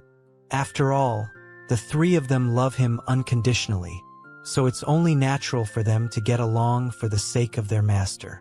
Now that everyone is on the same page, it's time to get to work and make some money. We can see Irai already getting into her element as she prepares the store in her new outfit. She tells Ichaicha that they are about to run out of potions soon, so he acts on it. However, the visitors of the store are more surprised to see the famous cat lady over here. Since she has built quite the reputation due to her shady skills, the customers recognize the cat lady instantly. Kiri was known to be working as a night lady in Yengar before this, but now that she is with Ichaicha, this starts all kinds of discussions, such as one person saying he had requested for Irai before, and she ended up taking 5 shots out of him within 15 minutes, which is shocking by any stretch of imagination. As a matter of fact, he thought he was going to lose his life at that point, although that wouldn't have been a bad way to go out. Anyway, the demand is high as usual, and our hero does his best to keep up with it, along with his girls. The customers are still not able to believe that someone like Ichaicha has been able to get a girl like Irai under him, but then again, he is an amazing guy, so it should not be completely unbelievable. Before you know it, the shop gets sold out today as well, leaving our hero and his slave girls totally exhausted. He tells everyone they have done a good job today, so Lestina decides to brew some tea for refreshment. Irai is keen on that because she finds Lestina's tea to be quite yummy. The team is still in shock over how much stock they have sold till now, and they all heap praises upon Ichaicha for making such amazing potions. However, Irai says that her blood begins to boil every time she sees adventurers coming in. This is because it reminds her of the good old days when even she would do the same thing. Ichaicha takes note of this and asks her if she would like to go back to being an adventurer. Irai says that is not the case because she is extremely happy with the life she has now. Being with Ichaicha, Lestina, and Konya is pretty amazing, and Irai would not want to miss out on the chance to bump uglies with Ichaicha at any point of time. This will not be possible if he becomes an adventurer. Lestina and Konya agree with her, but then Ichaicha says that he is a bit curious about adventurers himself. They do look cool to him, so Irai says that she would not mind becoming an adventurer again if her master were to do it as well. Lestina and Konya are relieved to hear about Irai joining their master, and they wish him all the best for his new life as an adventurer. Of course, our hero says he can't do such a thing because he will need all his girls with him at all times. They say that he should not worry about them at all, but he says that he will feel lonely if he is not with Lestina and Konya, thus making them blush. He goes on to bury himself inside their pillows and says that he won't be able to survive for long if he can't act out his intrusive thoughts with them regularly. Irai also decides to join in on the fun, and as has been the scene so far in this story, such affection leads to another intense session with the girls. Everyone is asleep except for our hero, who definitely looks like he's been engaging a bit too much with his girls. Once again, he wonders about what it would be like to become an adventurer because he's totally interested in it. He quickly recants his statement as he had already told the girls he would not do it. He then tries to reason with himself because it would not matter even if Irai were to be around him. When it comes to actual fighting, there is no denying the fact that Ichaicha is as weak as they come. All the scary and painful stuff is definitely not for him, but then Irai wakes up and says that it will be all right. Ichaicha is shocked because it looks like the cat girl was able to read his mind, but then she says that she could hear it because he was saying it out loud. Our hero regrets not being able to keep his thoughts to himself, but then Irai tells him that he has his potions to help him out on this journey. Our hero realizes that he can use these potions to increase his endurance and make the whole thing viable for him. Even so, he does not want to leave Lestina and Konya alone, but even they wake up and say that he should live his life as he pleases. After all, they will be happy if their master is happy, which once again makes Isekai'd very emotional. Lestina and Konya tell Iri to keep their master safe, and she says that she will put her life on the line to make it happen. Isekai'd can't believe that he has gotten such amazing women to fall in love with him, but it's about time he actually started acting like a hero in this story. So he suits up for his adventurer life. Our hero remembers the last time he tried to buff himself up, but that was a bit too overboard for his liking. Right now, he's perfectly fine, so he's ready to take on the world. Iri also shows up asking if he is ready, to which he replies positively. Nothing is going to stop him from becoming an adventurer now. Iri asks where they shall be heading to first, so Isekai'd says it has to be the Adventurers Guild. After all, he won't be able to do anything if he is not registered in the first place. That makes sense, and even Iri would like to assemble weapons for this new journey, so the both of them are set. The cat girl asks her master what kind of weapon would suit him best, but even he does not have the answer to that. Meanwhile, a woman looks on from a distance and has a suspicious look on her face, meaning she is going to play a role later on. Our hero goes to the Adventurer Guild and gets himself registered, after which he is given an ID card. However, his rank has to start low, which means he is currently only on level G. It's good enough to be a top G in this world, so Isekai'd is glad to finally become an adventurer. The reception girl at the guild seems to recognize him as the owner of the potion shop, and so do some other adventurers who ask if he would like their help. These are regular folks, so Isekai'd thinks he should take their assistance. But then Iri steps in and says they don't need any additional hands as long as she is there. Isekai'd figures that's true since she used to be a B-rank adventurer girl. With that, our hero leaves the scene but still thanks the adventurers for their offer. The regulars still can't believe how Isekai'd was able to land a B-rank adventurer like Iri, but they figure it would be best to keep the volume low to avoid the potion boy hearing them. Now, our hero and his cat girl visit a weapons shop where they are free to browse whatever they want to their heart's content. The shop owner says he has crossbows for them and even a magic bullet gun for long-range attacks. Isekai'd's eyes light up at whatever he sees, and then we notice another weapons seller talking about armor made of wind lizard scales and skin.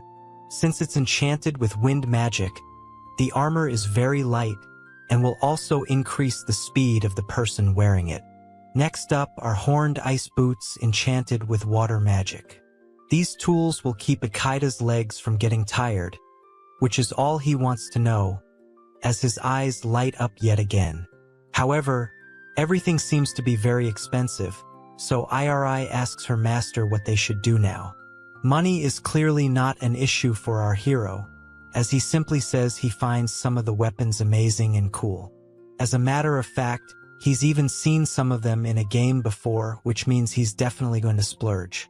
It doesn't even matter if the shop owner is the quiet type or chatty type, because as long as Isekai'd has seen these weapons in role-playing games before, he can finally get a taste of true adventure.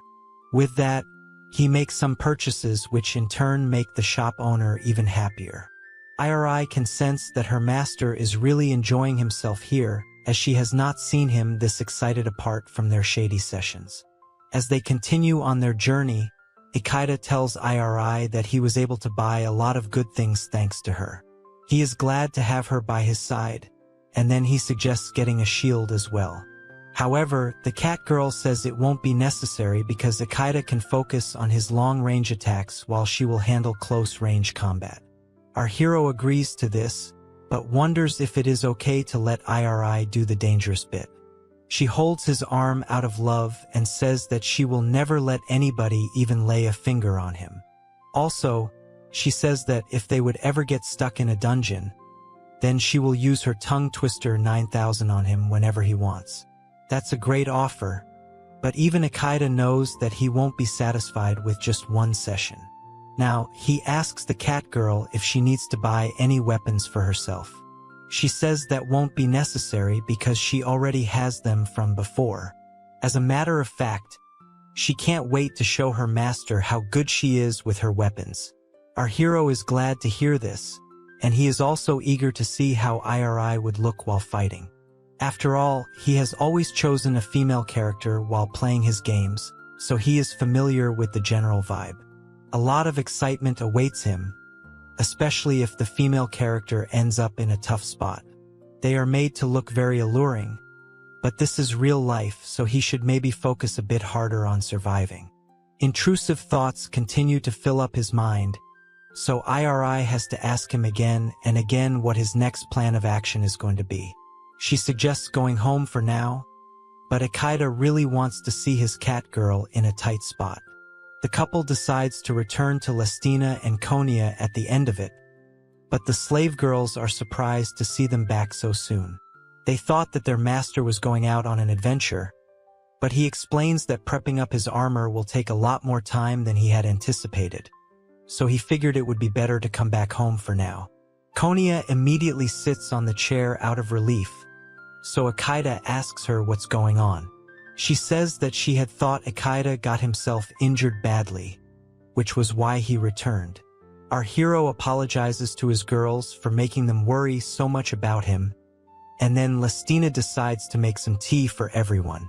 Both the girls are very emotional right now, so Iri teases her master saying that Lestina and Konya sure love him a lot. Of course, she does too, but Isekai'd can only accept this love nervously for now. Suddenly, someone knocks on the door and enters the house, which makes Isekai'd alert. It's the same girl we had seen earlier, and Isekai'd also recognizes her as he had dealt with her before. Lestina and Konya also show up to tend to her, and Iri seems to recognize her as an A-rank adventurer. Isekai'd tells the woman that they are closed for today, but she says that she is here for a completely different reason. This causes Lestina and Konya to worry for a bit, and even Iri gets ready for some combat, but our hero calmly asks her why she is here. The woman acts a bit nervous at first, and then she asks if it would be possible for her to join his party. This is a bit too surprising for everyone in the room, because for an A-rank adventurer to join a G-rank potion boy is quite rare and unheard of. Isekai'd wants to know why this woman has chosen him, and she explains that there is a limit to adventuring as a solo person. She was able to reach the 36th level of Bokinia, which is a shocking achievement, judging from Iri's reaction. Lestina asks the cat girl if this is an impressive feat, and she explains that it would take a party of at least 4 rank adventurers to reach that level, but this woman has done it on her own. Isekai'd is even more suspicious now, because if this woman is at such a high level, then it does not make any sense at all for her to side with him. She should be looking for better candidates, but she says that it has to be Isekai'd for her. If he does not choose to be with her, then she will have no other choice but to do what she is about to do. The woman takes off her chest plate, which alerts everyone in the room. Iri gets ready to strike, and she guards Isekai'd, although he is still intrigued by this woman. That's when she reveals that she has the largest pillows ever seen by mankind. Our hero is stunned into silence, while Lestina and the other girls can't even believe that this woman's pillows are much larger than their own. Isekai'd asks the woman once again if her main reason for joining him is because of her massive pillows, to which she says yes. It turns out that she had to keep her body hidden from others, which sort of pushed her to become a solo adventurer. The girls ask her if it is okay to share such a thing with them, but she says it's only fair to be transparent when she is asking for such a big favor, pun intended. Basically, she has come to learn that as long as it is Isekai'd and his harem, then they will be fine seeing her body like this. Our hero's eyes light up because he is the type to love these assets. Normally, comic guzzlers would find such pillows massive, but they are still much better than flat screens. Then again, everyone is entitled to their own preferences, and in this case, Isekai'd is definitely getting a taste of his in an insane proportion. This leads Lestina, Konya, and Iri to talk about how their master is indeed crazy for massive pillows. He always finds himself sucking them, even when he is sleeping, which might be a bit too much information, but is fine because the viewers of this channel have seen much more. Ichaicha is a bit embarrassed, so it leads to funny scene, but more importantly, the woman is glad that nobody is judging her for her massive pillows. She then bows down to Ichaicha and begs him to let her join his team. Dungeon crawling has been a dream of hers since she was a child, so she would dearly love to be a part of our hero's squad. Our hero has to take a look at his girls first because he has to consider their feelings as well. Lastina says that it won't be a problem at all. Konya says that if everyone is going to be together, then she is fine with it too, and Iri says that if Ichaicha is good with it, then so is she. Everyone's approval has been granted. So with that, Ichaicha allows the massive pillow woman to join him. She is overjoyed by this, and says she is now in our hero's debt. But Ichaicha has to tell her the truth about his life as the master of curvy babes. He explains that he equally loves Lastina, Konya, and Iri as his own family, which is a statement that makes all of them blush.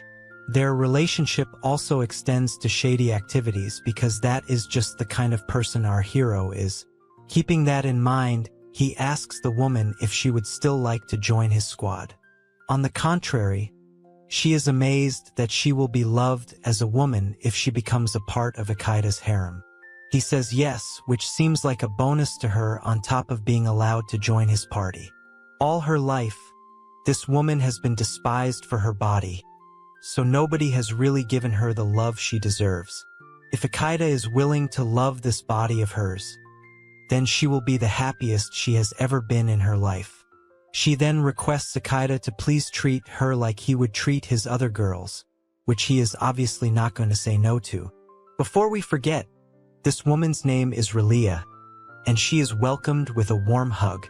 With that, Ichaicha has gotten yet another curvy babe to join his harem, and at this point, forget about the others. It should have been me. Now, we learn that Relia is 18 years old, which is great because she is safe from Drake. However, she has been an adventurer since she was only 14 years old, which explains how she was able to become so strong. Relia is now getting tended to by the other girls, and she asks if it is okay for her to go out in her current state to Ichaicha. They tell her that their master is definitely going to love what he sees, and then we see our hero sitting in his bed, eagerly awaiting his first time with Relia. He is fidgeting a lot, as would be the case with any man of culture, and then he opens his eyes to appreciate the snack that has been brought to him. He can't believe what he is seeing as Relia is in bandages but barely so.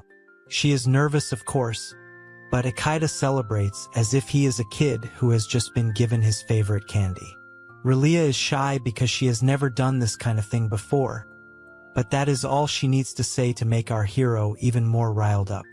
After all, even though he loves the other three girls, he was not their first, so this will be a completely different experience. As a matter of fact, Lastina, Konya, and Iri are all jealous because they wish they had their first time with Ichaicha as well. Before sending her ahead, Lastina tells Relia that she has nothing to be scared about, as Ichaicha will take good care of her. Not only will he make her feel amazing, the other girls will also be there to guide her if necessary. Relia can't believe that she is being treated so nicely by everyone and being called beautiful too. It's almost pitiful for her to feel so scared. But now it's time for our hero to unleash the beast within. Once again, like an excited child, he wonders how he should go ahead with proceedings, and then tells the girls to get Relia into position. They do just that, and this allows all the bandages to come off, thus showcasing a figure sculpted by the thirst gods. Naturally, Relia is a bit embarrassed by the whole thing. Luckily for her, the other girls say that she should take a look of Ichaicha, as his elephant trunk is growing bigger after seeing Relia like this. The shoddiness on his face can't be wiped off, but it is definitely true that his elephant trunk has come out to play. Of course, Relia is a bit concerned because it's a rather long elephant trunk that is to enter her kitty cat, but our hero reassures her that he will take great care not to make her feel any pain. He has a skill that will make the whole thing pain-free, so it calms Relia a bit. He also tells her that if she is scared, then she can close her eyes, and then the session begins. The Lip Twister 2000 comes out, and it makes Relia feel a very different kind of feeling. She is struggling because her heart is beating really fast, and she is also getting a fluffy sort of experience. It's almost as if Isekai'd is making her zones melt away, and it is making Relia go weak. It feels way too good for her to resist, so she gives in to her new master. Our hero lets out the beast within, and he totally consumes Relia in the best way possible. It's so good that she passes out from all the explosions, and only wakes up after getting enough rest. She is welcomed by Ataerareta and Konya, who are there with her, but she does not understand what has happened. Konya tells her that it's fine to pass out after such a thrilling experience, and Ataerareta says that she actually passed out even faster than Relia. Her experience as an A-rank adventurer allowed her to go longer without fainting, which is a good thing. Relia is glad for the support, but she wants to know where Isekai'd is as of now. The girls tell her that he is currently with Lestina because it's going to take a lot more than one woman to tie him down. Ataerareta gets excited because it looks like a lot of fun to her, and Relia gets an idea of what cohabitation really looks like. Ataerareta tells her that she also seemed as if she was having tons of fun with her new master, which cannot be denied. The cat girl is just eager to get her own fill after this. But Relia is amazed by the expressions that Lestina is making. She was also making the same faces, which means that she too was happy with what was being done to her. Ataerareta says that she also feels very happy when she is embraced by Isekai'd, and she is actually trembling while awaiting her turn. Konya also says that she too gets excited simply by waiting and anticipating for her turn. Relia is touched to see everyone's unwavering love towards Isekai'd, and of course, our hero has the same feelings for his harem girls as well. Relia is looking forward to this new relationship, and eventually asks if she can go for one additional round. The girls say yes and instead encourage her to get loved along with them. After what can only be described as a quadruple heaven experience, we move on to the next morning where everyone gets ready for the day. Isekai'd can't find Relia anywhere, so he asks the girls where she's gone off to. They say that Relia left early in the morning so that she could check out of the inn she was staying at. That's a good thing for Isekai'd because he will be staying with 4 absolute beauties from now on. At this very moment, Relia comes back, which is opportune timing for our hero as he was just talking about her. What really surprises him, though, is the outfit she is wearing, which is a lot more revealing than what she was carrying earlier. Relia has come with some bread, which she says she bought for everyone here as it looked too tasty to resist. The girls take the bread, but everyone has one thing on their mind, which is Relia's new appearance. She says that she borrowed the outfit from Lestina, who is close to her in terms of pillow size. Relia worries that she does not look good in this new dress, but she is told that is not the case. It really suits her, but Isekai'd wants to know what has brought about this change in dressing preference. After all, she would just roam around in a robe before, and even her aura has changed now that she is not covering her body any longer. Relia says that it is okay for her to be this way now, and it's all because of her new master. Before, she would always have an inferiority complex because of her pillows and her curvy body. However, because our hero was able to love these things about her in so much detail the previous night, he has given her the courage to accept her body the way it is. Relia says that as long as she is with Isekai'd, then she does not care what the other folks have to say about her. This is truly inspirational stuff, and every man of culture should be like Isekai'd moving forward. Our hero's face lights up after learning how his shoddiness has led him to become a positive role model. Relia requests him to keep loving her as he loves his other girls from now on, and he tells her he definitely will, so she better be prepared for it. At this point, Ataerareta comes in between them and tells Relia not to hog their master all to herself, so she apologizes for acting in haste. It was not her intention to be this way, but then Ataerareta reveals that she was just teasing her. Relia is then told to stop chatting so much, otherwise her food will get cold. She thanks everyone for the meal and then digs in. As the harem dines with their master, they discuss how nobody can really monopolize Isekai'd, especially with his massive elephant trunk. His love is to be shared equally amongst all of them, but Lestina says that even if all 4 bodies are combined together, it would still not be enough to totally please Isekai'd. The girls then tell Relia that she does not have experience, so she needs to be careful that Isekai'd does not push her beyond her limit. They continue to talk about their master's insane skills, but he does not know if they are praising him or cursing him. Hearing all this about being broken makes Relia have all kinds of intrusive thoughts wherein our hero is doing unspeakable things to her. However, this sounds like a good thing to her, so she is looking forward to it. The other girls are pleased to see this side of her, and all of them declare her to be worthy of their master, although he himself does not know what that is supposed to mean. Anyway, he is just happy that Relia has learned to love her body, and she will now be called Riri moving forward. How is Isekai'd's life as an adventurer going to turn out? And how many more girls is he going to conquer along the way? Isekai'd takes a look at his massive pillow babes and asks if they are ready to embark on this new journey with him. They seem to be itching to go and even ask how far the dungeon is from here. It appears to be 20 minutes by foot, but all of a sudden, our hero hears someone saying something rather suspicious. He says that he can get the team to their destination in just 5 minutes if they ride on his cock, which is the bird, not the other thing. We can see that the man has a giant cock and charges 3 silver coins for 3 people to ride it. Isekai'd can't believe what he is seeing, and the girls state that 3 silver coins is a bit too expensive for a giant bird. Of course, our hero loves trying new things, even though we did not expect him to love cocks so much.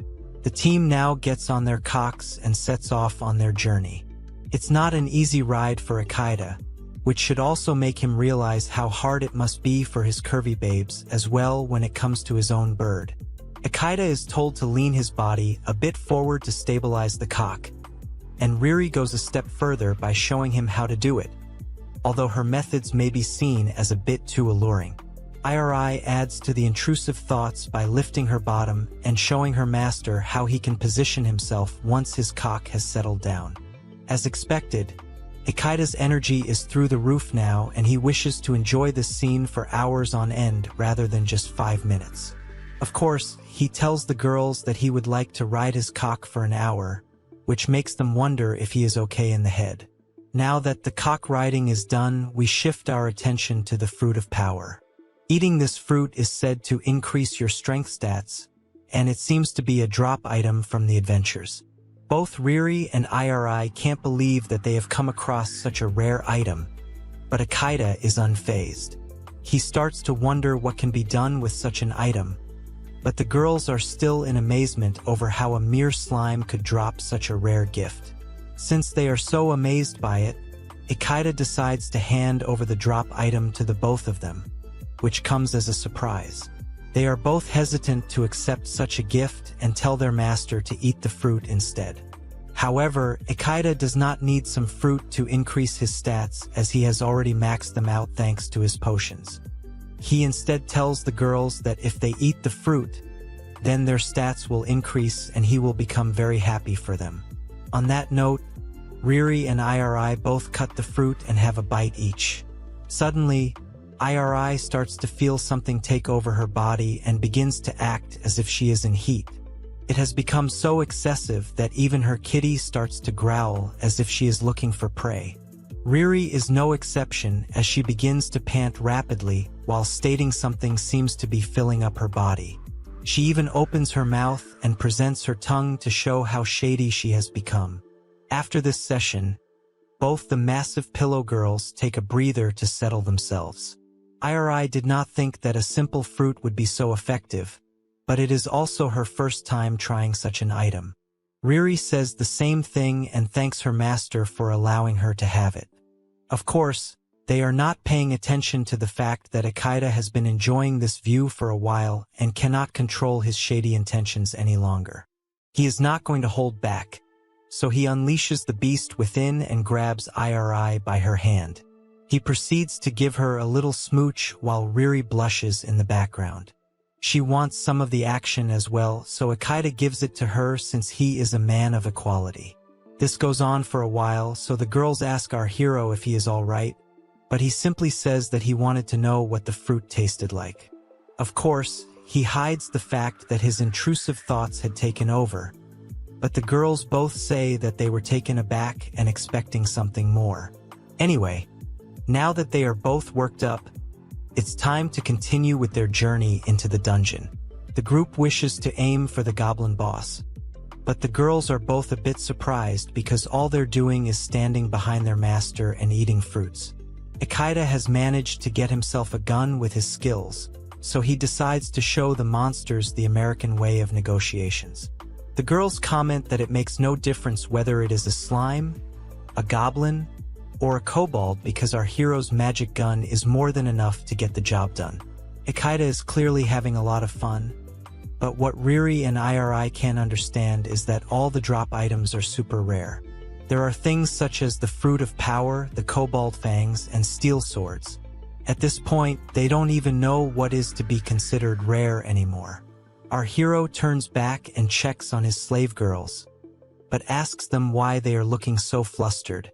The expression on their master's face makes the girls realize that he is really having a lot of fun over here, so they decide to let him carry on with his shenanigans. Now, Isekai'd can see a wider place, so he enters it with Riri and Iri. It doesn't take long for the group to realize that they have now entered the dungeon boss's arena.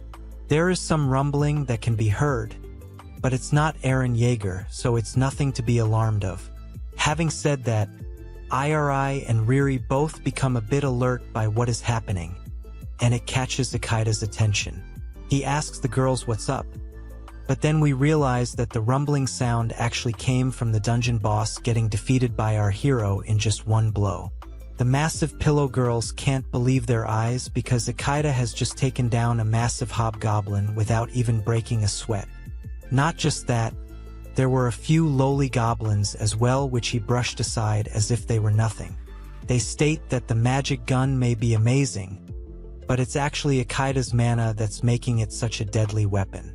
At this rate, he can easily become the one-shot man of his world, but not when it comes to the bedroom.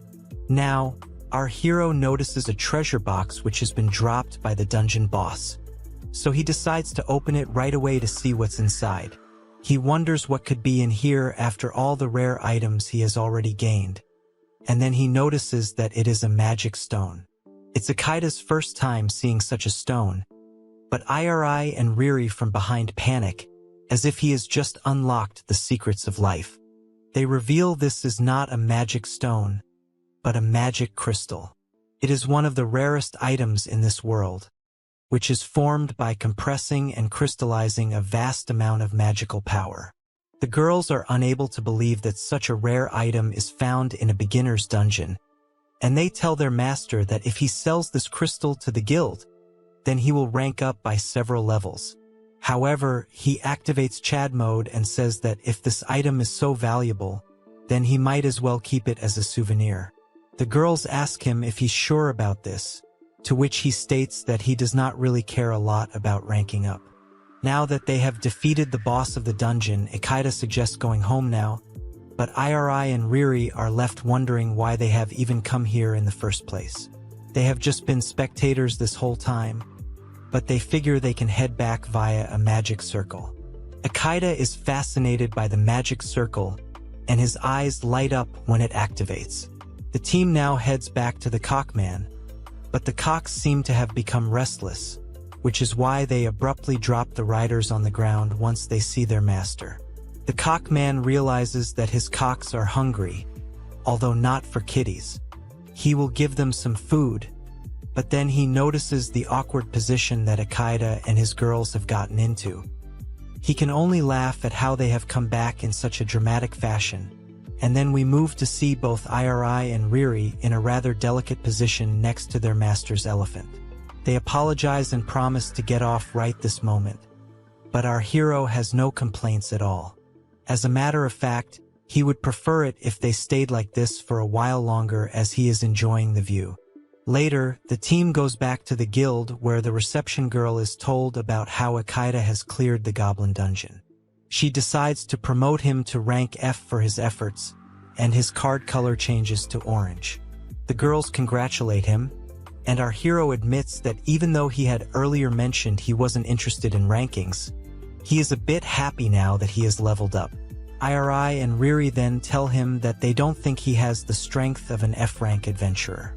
They actually believe he is a lot more powerful than what he lets on. They even point out that they didn't do a single thing but still became stronger due to the fruit that Isekai'd gave them. Iri and Riri both feel guilty for being useless, but Isekai'd asks them why they are speaking this way. He was able to move forward because of all the training he had done with them, which does not relate to the bedroom. He is glad his pillow girls were there with him because it was very reassuring. This makes them happy, and then our hero suggests heading back because Lestina and Konya must also be waiting for them. Before he can move ahead though, Iri and Riri give him kisses on his cheeks to show their affection and appreciation. Their pillows bounce off each other in this process, and then they congratulate their master on clearing his first ever dungeon. He blushes and says thanks, which once again makes all the viewers of Comic Guzzlers lament that it should have been them, not him. Isekai'd had fun, so he wants to go adventuring another day, to which both Iri and Riri say yes. Our hero comes back home to welcome Lestina and Konya, and he is pleasantly surprised to see them in their bunny costumes. It's rather alluring to say the least, but the girls believe this is the best way to welcome their master after clearing the dungeon. They ask Isekai'd if he has any injuries, but he says he does not even have a single scratch on his body. His main focus of attention right now is on their curvy bodies, which are looking a lot more appealing thanks to their costumes. Lestina and Konya say that they wanted to cheer up their master once he returned, so they thought that wearing lewd outfits like this would definitely do the job. They ask if they were wrong to do this, but the look on Isekai'd's face says that they have done the best possible thing they could. He hugs his curvy babes and tells them they made the right choice. He clearly seems to love their outfits and says that it's great to be back at home. Riri and Iri both comment on how Lestina and Konya are getting so much attention now, but then they get thanked as well for taking care of Isekai'd. They reply that they didn't have to do anything at all, since their master is very strong all by himself. Honestly, it felt as if they were just there for the commentary, but something is better than nothing. Lestina says that it could have been because of their presence that Isekai'd was able to act so calmly. Our hero agrees with this theory, and then Iri and Riri get praised once again for doing a good job. This puts a smile on their faces, and not the kind that Heath Ledger likes to draw. Lestina and Konya tell their master that they will prepare food for him right away, so he should rest for now. Later, we see everyone enjoying a nice, filling meal while also chatting with each other. The seemingly innocent chatter goes on for a while, but when the moon takes over, the shady beasts come out to play. Lestina, Konya, Iri, and Riri present themselves to their master, who calls out to them like a little boy getting to play with his toys. Lestina and Konya go first because it's been a while since our hero has experienced their versions of the hawk to a tongue twister. Next up is Riri with pillows as big as mountains. Even Iri gets in with her plump, juicy lips. After a lot of warming up, it's time for the elephant to enter the kitty cats. So the slave girls line up for their master to unleash the Serpent of Doom. What follows is an endless night of shady activities that could easily fill up multiple hard drives with content. After all the fun is done, Isekai'd decides to drink his potion because he has just unleashed the beast on 4 curvy babes. This was an amazing experience, and home really is amazing for him, even though the dungeon was fun too. Speaking of which, Isekai'd realizes that he will need to organize all his things, such as clothes, potions, and weaponry. He takes a look at his magic gun, but is saddened to notice that it has been damaged quite a bit. Iri shows up from behind to reveal that she's still awake, and explains that this is because Ichaicha's mana is way too high for a normal gun. She's actually surprised that the gun even lasted for as long as it did. So she asks her master what he plans to do next. He says he can just get it repaired at the dungeon, but if he does that, then the same thing will just happen again. There is no point in wasting so much time, which means he should rather get the gun reinforced. IRI says that the perfect place to get this job done would be the land of Risen. This is the land of dwarves, who are known for their craft skills. So our hero should definitely get his fix over there. The next day, Ichaicha takes a dragon ride with all 4 of his harem girls and brings them to the town of Risen. They are amazed at what they see, and the girls still can't believe that they have been brought to another kingdom so casually. Ichaicha figured that if he was going to get his gun fixed anyway, then he might as well take his babes on a short vacation too. As expected, this lands him a lot of brownie points with girls who are already going to do whatever he asks of them. The ambience of this town is a lot different when compared to Bokinia, and the girls talk about how everything in this town has been crafted to perfection. Of course, this is not what Ichaicha is focusing on now, as he notices a pretty elf girl passing by him. He then notices a dwarf and gets excited about being in a fantasy land with such creatures in it. The girls ask him where he would like to go first, so he says it would be better to get a room at an inn, after which he will need to go to the guild. Over there, he can ask for a shop which would be able to fix his magic gun. The girls agree, and then Ichaicha says that the place he wants to visit is a shady one. IRI manages to predict exactly what her master was about to say because she knows him and his shoddiness all too well. Our hero asks his girls if it is okay for him to go, but it is not like they are going to have any issues with it, so they wish him the best. It really is intriguing that even after having 4 absolute babes with him, he would still want to pay for someone else. However, men of culture will understand that elf girls are worth everything. Ichaicha celebrates the fact that he will get to be with a pretty elf girl, which is the main dream of every otaku boy out there, or so he thinks. The slave girls tell their master that even though they won't stop him from visiting the shady place, they do have a word of advice for him. It is to do with the fact there are not a lot of elf girls in this world who have big pillows. What follows is an awkward silence of a few seconds, so the girls ask their master if he is okay. It does not take long for Ichaicha to fall to the ground out of shock because this is his one main weakness. The girls try to explain to him that not having big pillows is not the same as having no pillows at all. Our hero wakes up for a bit, hoping that he may still find an elf girl with massive pillows, to which the girls say that some elves do exist with these assets. However, they don't know if such elf girls can be found over here, which makes Ichaicha faint once again. You could almost say that flat-screen girls are like kryptonite to him. After a bit of a dramatic scene, Ichaicha wakes up and decides to be on his way, hoping for the best. We learn that elf girls with massive pillows are not really treated well in this country, which is a sin and a half in itself. Since elf girls are obsessed with this world's very wrong definition of beauty, the ones with big pillows end up leaving the country.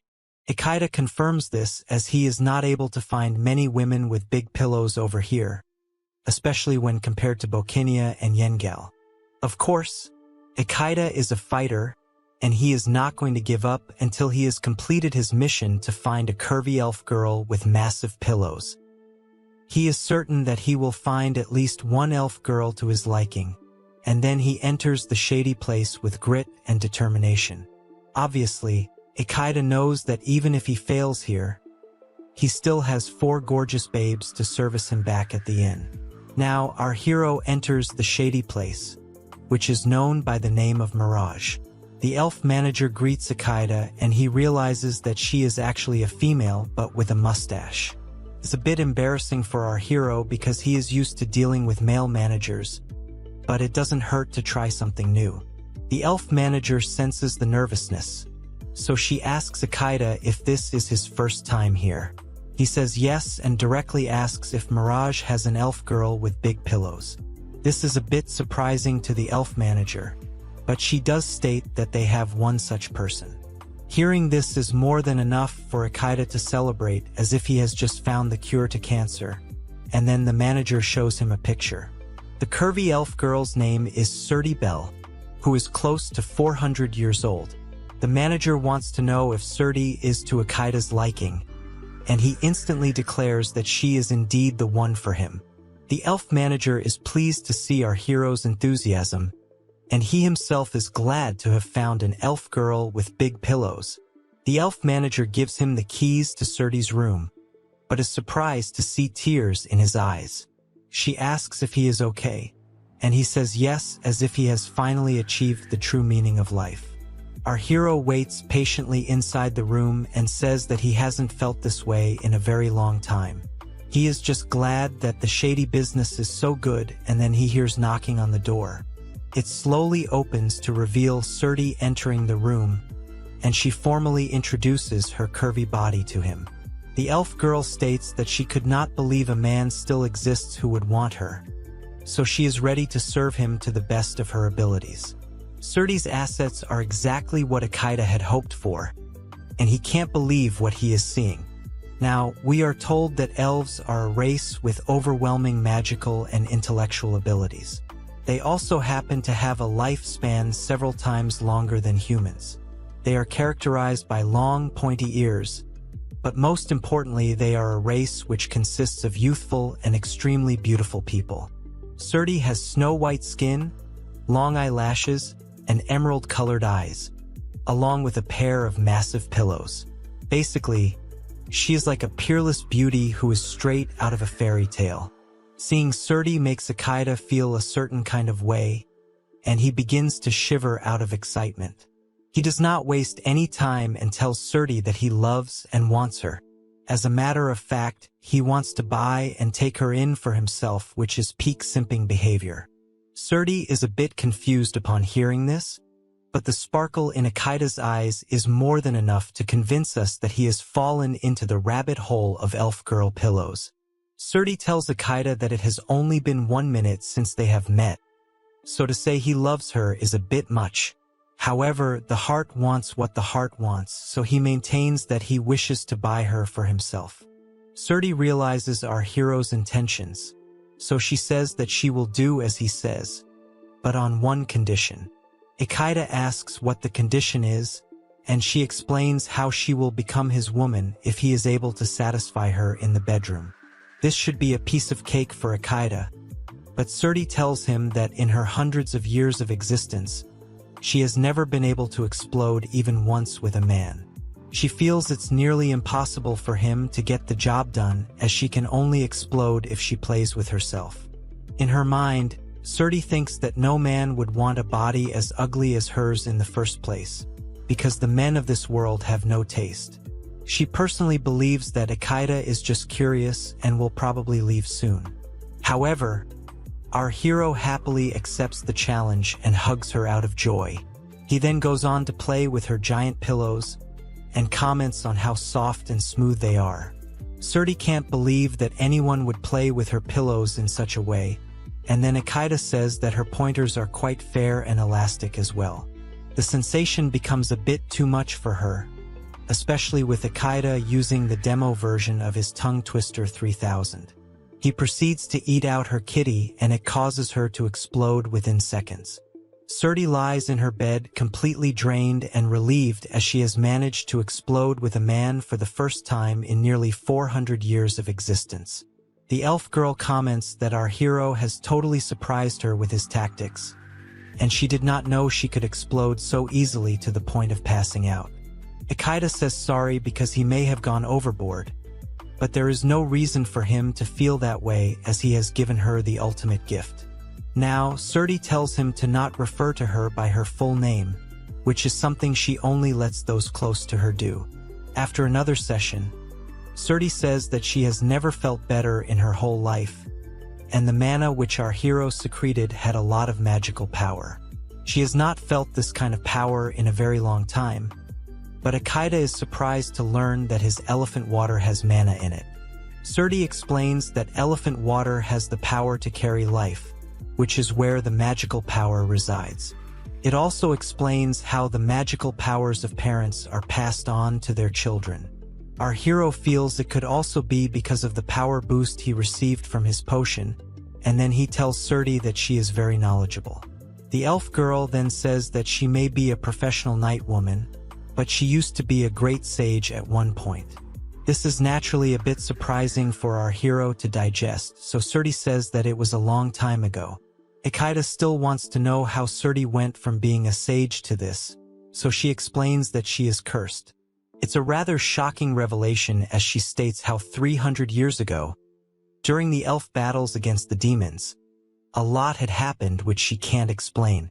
Ever since the events of this battle, even if Tsukatte can sense magic, she is unable to use it. This rendered her useless to her party, so she retired. It was because of this that she decided to become a lady of the night.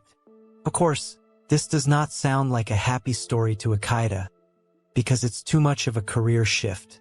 Tsukatte was a great sage and could have used her skills in other fields such as teaching or research. However, the elf girl states that she is free in Mirage, which is why she has no complaints. Ichaicha does not know what to say to this, so she tells him how her massive pillows have led to her not getting selected a lot. In a way, it's nice for her to get tons of free food without doing anything. Tsukatte clearly seems to be at ease, but the same can't be said about Ichaicha, who is looking at her with concern. He then brings out one of his potions and asks Tsukatte to drink it, as he has an idea. She is happy to try it because her throat has been getting tired from all the gluck-cluck she's been doing to Ichaicha's elephant. She sips it down immediately, but then feels a sudden surge of power flowing right through her.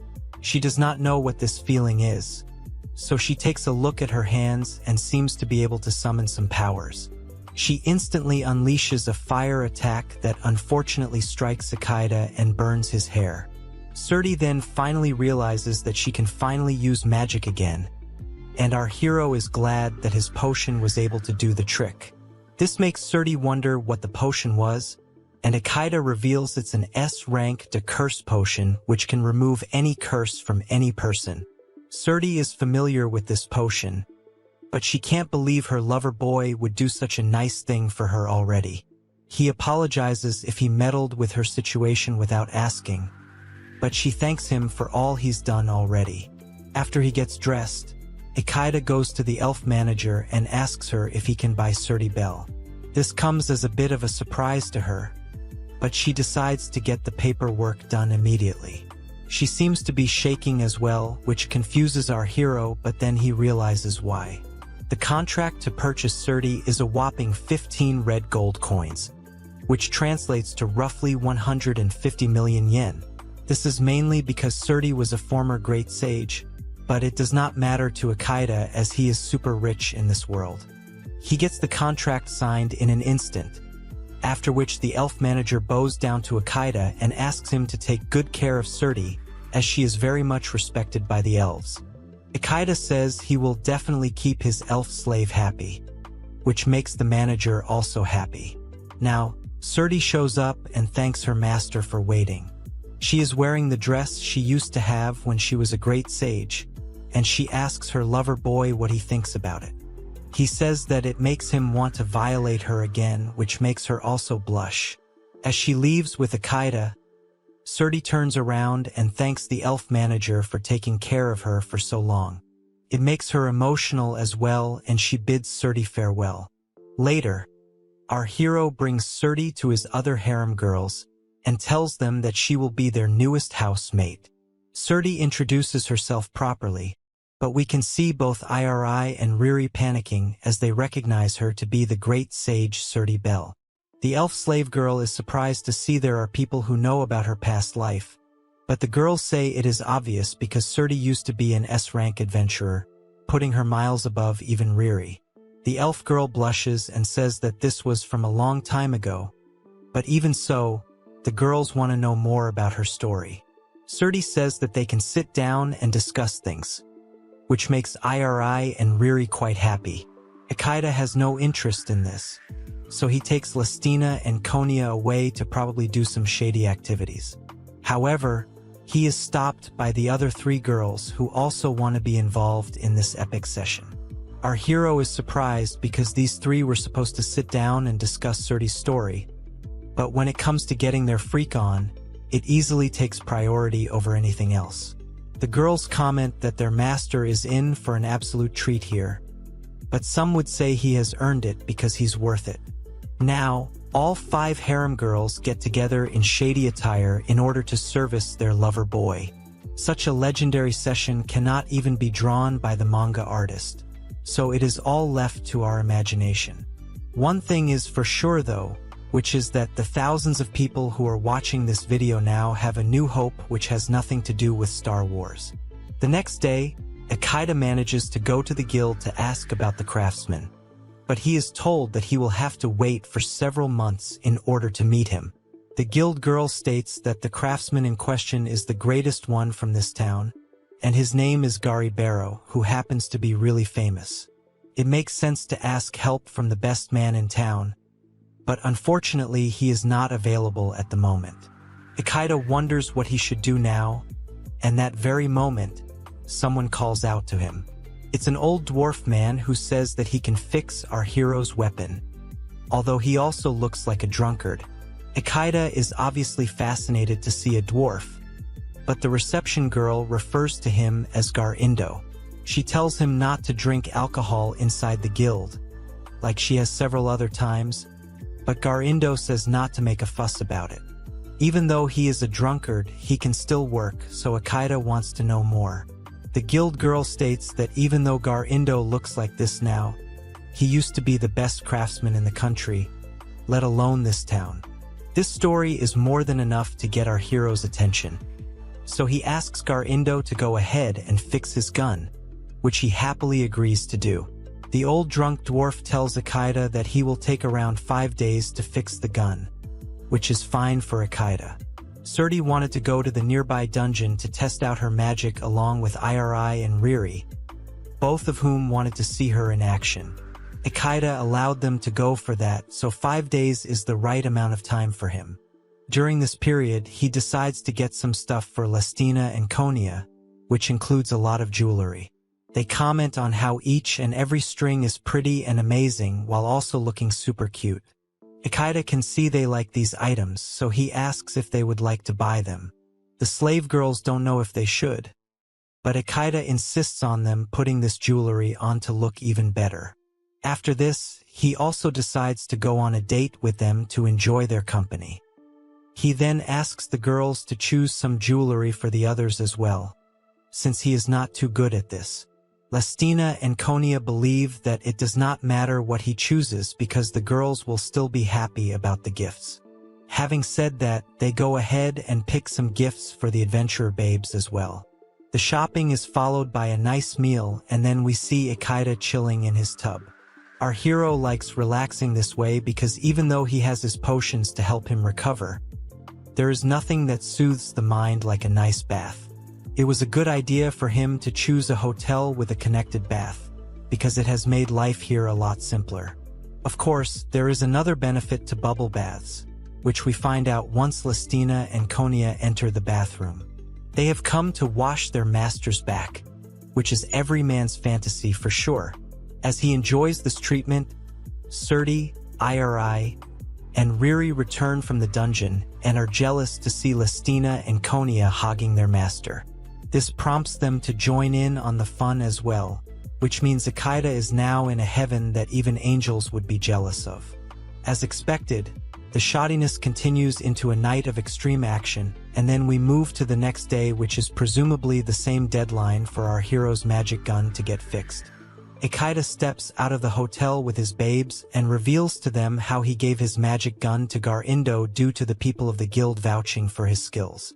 Tsukatte is a bit worried that Garindo may say he failed to get the job done due to being too drunk, which is actually a real possibility. Isekai'd wants to be positive about the whole thing, so he enters the shop to ask Garindo about his gun. In a surprising twist, we see Garindo sleeping, which confuses everyone in Isekai'd's gang. Luckily, our hero does notice that his gun has not only been fixed, but is also looking a lot cooler now. The girls put Gar-Indo in his bed while Ichaicha comments on how amazing dwarves are as craftsmen. After some time, Gar-Indo does wake up, and he sees our hero Ichaicha in front of him.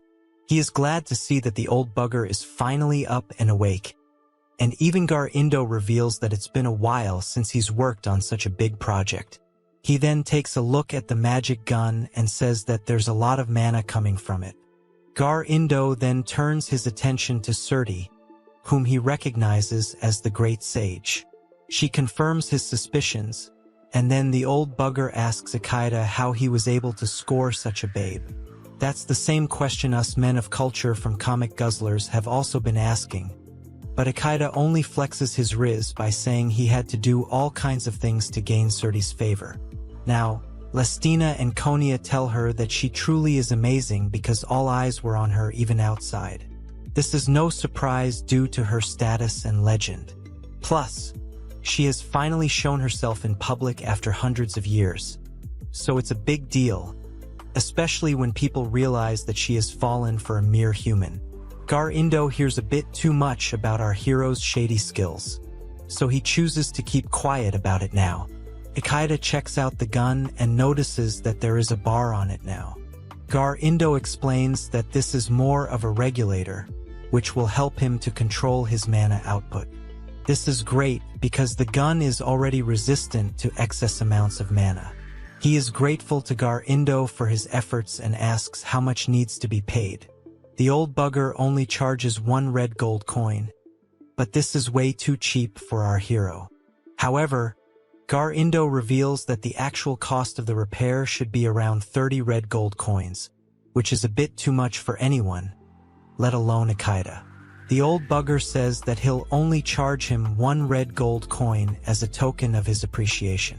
Ichaicha does not follow, so Gar-Indo reveals that he was given a lot of material to work with, especially items such as orichalcum and adamantite. Usually, craftsmen never get to work with even one variant of such materials, but Gar-Indo was able to enjoy working on both items, so he is a very happy old man. As a matter of fact, the fire in his heart is burning brighter than ever, just like the Minecraft movies box office collections. Gar-Indo thanks Ichaicha for giving him the best project of his life, and our hero is glad to settle things at 1 red gold coin. Gar-Indo tells Ichaicha that he can come to him anytime he needs help with something, and even the potion boy gives the old bugger a bottle as a gesture of goodwill. Now that these matters are out of the way, everyone heads back, but Riri chooses to stay back with Gar-Indo because she wishes to spend some more time with him regarding weapons research. Then, Ichaicha gets a nice little show, and decides to hop into a pool of pillows. After tons of shady actions, Ichaicha says he wants to go to a newly built dungeon. It's said that heroes can gain great power if they conquer dungeons, so Ichaicha wants to do it as well with the company of his babes. They also want to do shady things in the dungeon, and Tsukatte says she'll put up a smoke barrier to make sure nobody else can see what they're doing. Such is the skill of the Great Sage. The next day, Ichaicha steps out for his dungeon adventure, leaving Lestina and Konya behind to look after the house. Tsukatte is able to make a dungeon appear out of nowhere, and then Ichaicha enters with her as well as Iri. It's a bit strange once they're inside because they can see there's some kind of sky over here. The first monster shows up, and to everyone's surprise, it's a high orc first up. This could mean that they are in a high-rank dungeon, but not that it should matter. Iri says to leave it to her because she looks at normal orcs and high orcs as the same. She charges at the monster and takes it down instantly, which impresses our hero. He praises her for her skills, but she says that this is all because of her master. He doesn't get it, but Iri reveals that he had given her the fruit of power, which has now made her even stronger than a high orc. There are more monsters on their way, so Tsukatte decides to put on a show this time. Ichaicha says that Tsukatte has crazy magic skills, and even Iri wants to see it for herself. The sage girl says that she may not need to chant the spell, but she will do it right now so that her master can understand her process. First up, she unleashes the iron barrette, which is essentially an army of weapons being launched at the enemy. Both Irai and Isekai'd are in awe of what is happening. After all, this is advanced level magic. Our hero says this is indeed the woman he fell in love with, along with all the other women he loves too. He showers praises upon Tsukatte, and this makes her blush with happiness. Irai gets jealous, so she asks Isekai'd to praise her as well. He says that she has massive pillows and is quite strong, so she is a good girl. This makes her even more excited and motivated than she was before. There's a lot of scope in this dungeon, so the Beast Girl and the Sage Girl continue with their domination over here. They go through all kinds of monsters and beasts, including the likes of orc generals, queen bees, emperor serpents, and giant golems.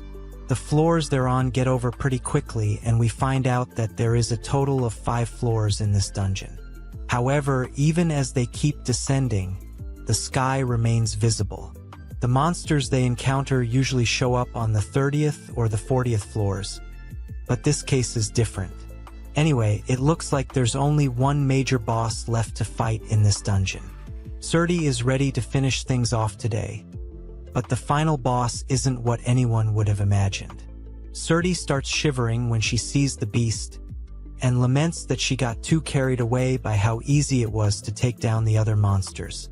The final bosses happen to be 3 dragons, that 2S rank versions. Even Irai is super scared because these beasts are no laughing matter. Neither Irai nor Tsukatte want to lose their lives here, especially after having found a place where they are so happy, and Isekai'd can sense the fear emanating from them. So he decides to get rid of these dragons by himself. The girls can't believe what their master is saying, but he does not want his babes to be scared. Our hero sets the power level to strong and prepares to launch his shot at the dragons, even though Irai and Tsukatte both tell him to not be reckless. Regardless, our hero shoots his shot and not to hit on a girl. Lestina can sense something, as she tells Konya that she could see Isekai'd's face in front of her. The girls talk about how they can't stop thinking about their lover boy, and they decide to bake cookies for him. Suddenly, Isekai'd finds himself inside some kind of white space, which he does not recognize. Suddenly, a stat bar appears and tells him congratulations. The stat bar tells him that the people who conquer this dungeon are given a new power, so he can select one from the options in front of him. He can choose from Hero, Beast Tamer, or Dragon King. Being a hero sounds like a lot of work, and Dragon King just sounds like a bro who doesn't have time for the ladies. So, the next best option is Beast Tamer, which is what Isekai'd chooses. Now, he realizes that he has cleared the dungeon and comes back to his senses. Both Tsukatte and Irai hug their master and thank him for taking out the dragons. There's no way the girls would have been able to beat the dragons, so they are thankful to Isekai'd for his overpowered skills. The girls start pampering our hero with kisses, and he enjoys the attention, but he asks them to stop. After all, if they continue, then he won't be able to control himself. After tons of shady activities, Isekai'd and the girls go to the guild to collect their rewards. The reception girl can't believe that someone was able to discover a dungeon and conquer it at the same time. Plus, the great Tsukatte is with him, so it means Isekai'd is a man of merit. Till the main boss of the guild shows up, one of the staff members starts serving them tea as they all talk about their experiences conquering dungeons and going to the White Place. The chatting goes on for a while, and then the guild master finally decides to show his face. His name is Farenzo, and before he begins, he asks if he can shake hands with Tsukatte because she is quite the famous sage. Now, it's time to talk business, and Farenzo decides to reward our hero for discovering the dungeon. He wants to offer Isekai'd 100 red gold coins, but this is a very low amount for Isekai'd. Farenzo agrees with him, but states that the rates have not been revised since a very long time, so he will revise the terms in the next meeting. Isekai'd is ready to wait till the revisions come, and then Farenzo states that he is going to make all of them level up as adventurers. We can see that Tsukatte has been raised to S rank, Irai becomes an S rank as well, but Ichaicha becomes a B rank because he started off as an F rank, which is even lower than Sung Jim Woo. Anyway, Ichaicha shows off his new rank to Listina and Konya, both of whom are impressed by his massive jump. After all, there are not many heroes who have been able to conquer a dungeon by themselves.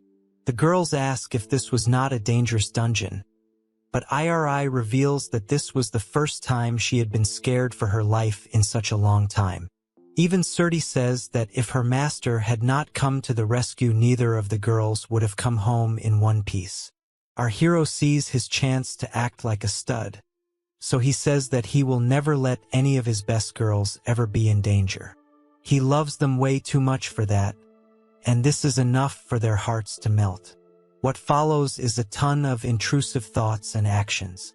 This becomes a bit too much for the girls to handle, so our hero asks if he should stop what he is doing. All of them say that he should not stop at all, so he carries on living the life that we should have got as true men of culture on Comic Guzzlers. The next day, our hero wakes up and realizes that things have gotten really messy, so he uses the cleanse spell. He then tells the girls to get ready because he wants to take them to a place today. The girls are excited to see where their master is going to take them, which turns out to be real estate shop. The salesgirl is glad to see Ichaicha again, who tells her that he wishes to shift his place to somewhere bigger, with a bath in place. He would also like to expand his shop, so she gets to work. The girls ask if they are moving houses, and Ichaicha says it's a better idea because it was getting really cramped up over there. A bigger bathtub would also allow for some nice, shady activities. After some research, the salesgirl seems to have found a really good property for our hero, and he is amazed to see how big it is.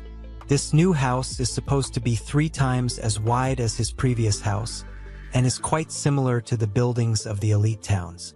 Ichaicha wonders if a dwarf has built this place, so he takes a look inside to see peak interiors. The salesgirl adds that this was made by a dwarf couple, so the furniture is made to withstand shady activities. Everyone likes what they see, so Ichaicha tells the salesgirl he would like to take it. The salesgirl says that this place is not for rent or lease, but our hero doesn't care for that. He wants to buy the house straight up, which makes the slave girls even more excited. The price is 50 red gold coins, which is not a problem for Ichaicha at all. The girls still think that it's very expensive, but the place is really fancy, so the price tag should be justified. The customers need to be informed about this, so Ichaicha tells his babes they'll need to get to work.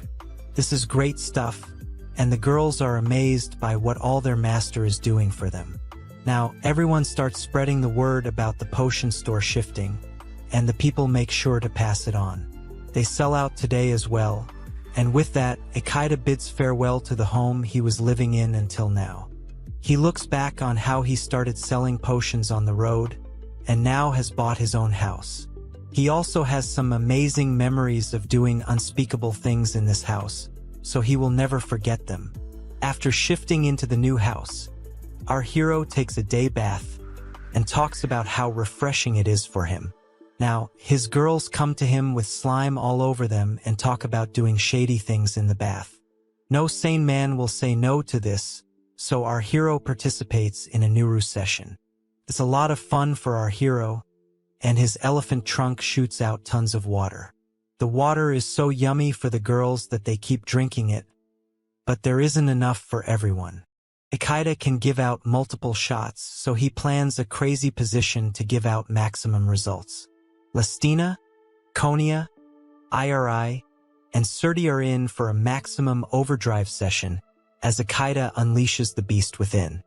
Each of the girls wants her master to do the same things, and he says he will do it to all of them without fail. After all, a true man of culture never shies away from a challenge. The big bath and the big bed are amazing additions to our hero's home because he is much more comfortable now as we see him waking up the next morning. Now, it's time for the opening of his newer, bigger store, and things are the exact same as they were before. The number of customers lining up outside is bigger than ever, so everyone does their best to sell dozens and dozens of potions. We can see that Riri is back too, after her educational session with Gar-Indo, but since she has been missing the action for a while, she's a bit nervous. Ichaicha tells her not to worry and just observe the others for now, because it will take her some time to get used to the way things are now. She is also taken aback by how massive the house is, so she does need to let it all settle in. The others girls notice that Riri has become stronger ever since she spent all that time learning from the old bugger, but her reaction seems a bit off, which Ichaicha notices. Later, everyone sits down for a nice meal, and they comment on how great their sales were today. The girls have also learned how to cook food from Ichaicha, and the dishes are yummy as always. Riri is also told to eat as much as she wants, but she continues to seem uneasy, so our hero asks her if all is well. Of course, she doesn't have to tell everyone if she is not comfortable with it, but then she states that she's confused if she should go on adventures. This is a bit confusing to Ichaicha and the others, especially because Riri has always been an adventurer. She states that it had always been her dream to be an adventurer, but there's something holding her back. Ri gets it, as she asks Riri if she is scared. After all, they get to live such an amazing life, eating yummy food, doing shady things, and living a fancy life with all the money they're making. Ichaicha has been a darling to all his slave girls too, so maybe Riri does not want to lose this life.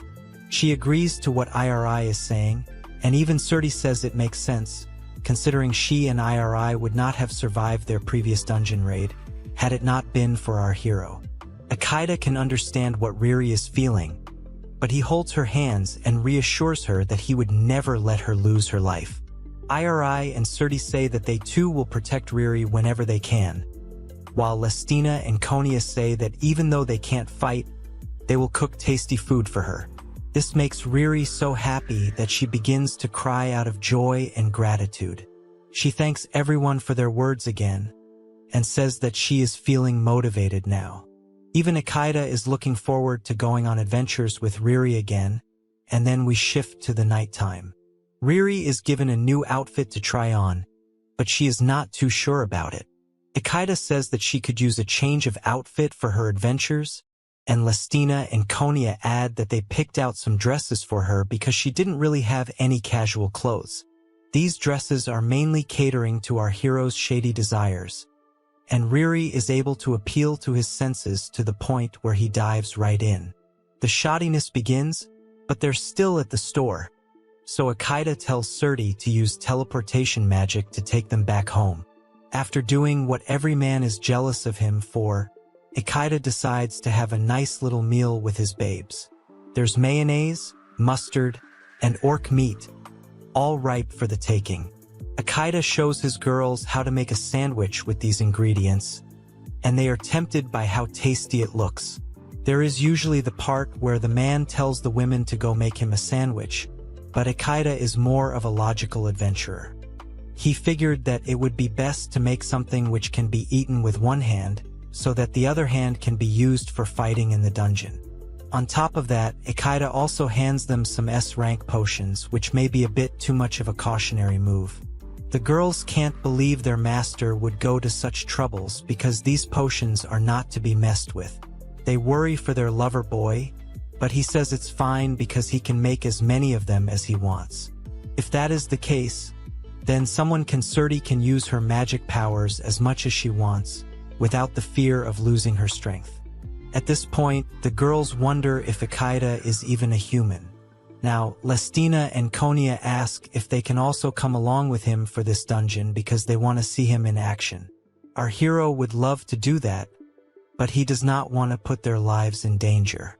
Tsukatte says that will not be an issue now, because she has the means to perform barrier magic. This means she can protect Lestina and Konya while the others are fighting monsters in the dungeon. The problem is that it takes up too much mana, which was why she couldn't use it before. However, now that she has these S-rank potions, then it will be possible for her to keep Lestina and Konya safe while the others have a go at the dungeon. This is great news for them and Ichaicha, because now everyone can be a part of the dungeon raids. Now, Tsukatte uses her teleportation magic to take everyone to the dungeon, which amazes Listina and Konya. It's their first time inside a dungeon, so Surti uses her barrier magic to keep them safe. They thank Surti for her efforts as she drinks a potion to regain her powers. Riri also adds some armor on the girls to ensure there is no chance of them getting hurt. Isekai'd is super excited to have all his babes together with him, but then the monsters start showing up. This one is called a Thunder Antilopia, which, as its name suggests, can use thunder powers. Surti tells everyone to be careful, but Riri slices through the monster with her sword in less than a second. One blow was all she needed to cut off the beast's antlers, so the others comment that she is a very good fighter. The group now continues on its way through the dungeon, and they encounter another monster. This one is called a blood fang boar, which Iri decides to tackle. The fang boar can use its whole body weight to charge at you, but since Iri has eaten the fruit of power, she is able to smash it away with ease. Isekai'd and Surti both comment on how strong the cat girl has become ever since turning into a Valkyrie. Now it's time to go down where the area boss is lurking. It is a hellhound, which means it will be a strong opponent to them. Listina and Konya are scared after hearing this, because the monsters till now were no joke either. Isekai'd can sense their fear, so he tells Iri and Riri to keep the girls safe while he goes and defeats the area boss. They are fine with this, and then we see our hero closing in on the hellhound. Our hero realizes that Listina and Konya did their best to not be burdens, but they are definitely not adventurers, so he should finish this off as quickly as he can. He gets his magic gun ready, but Listina and Konya are still a bit anxious. Iri tells them not to worry, as our hero fires his shot and takes down the hellhound with just one blow. The girls are in shock, but Iri knows that there is no limit to the magic gun's potential. After all, he was able to defeat the red dragons with one shot too, so this should not come as much of a surprise. There are all sorts of drops that have come with beating this beast, so Surti checks them out. She comes across a fire magic crystal, which is something Riri has not heard of before. Surti explains that there are only 7 magic crystals whose attributes have been discovered, that 2 over 6,000 years ago. That would make this crystal super rare. This is a cause for celebration, so Listina and Konya congratulate their master. Isekai'd is touched by what Listina and Konya tell him, so his python comes to life in no time. As Riri and Surti talk about using the new magic stone, Iri notices that our hero has already begun using his tongue twister with Listina and Konya. The beast girl awakens her own intrusive thoughts, because she wants to join in on the fun as well. However, Riri and Surti say that Listina and Konya deserve to have their lover boy to themselves. Now, we move to the next morning where Isekai'd wakes up to Listina and Konya making him breakfast. He asks them if they slept well, to which they say that they did indeed. After all, it was the first time our hero slept with all 5 of his babes without engaging in shady acts for the night. As a matter of fact, the girls are feeling so refreshed that it's almost as though their bodies are lighter. However, this is not because of their kitties sleeping peacefully, but rather because of their levels increasing.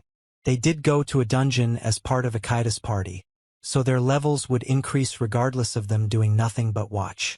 This will make things easier for the curvy babes, and they also celebrate the fact that they can do more housework now. Now, an old man shows up to the shop, so Isekai'd attends to him. He is not here for a potion, but actually to give a request to our hero. His name is Bijotachi, and he runs a clothing store in St. Mule.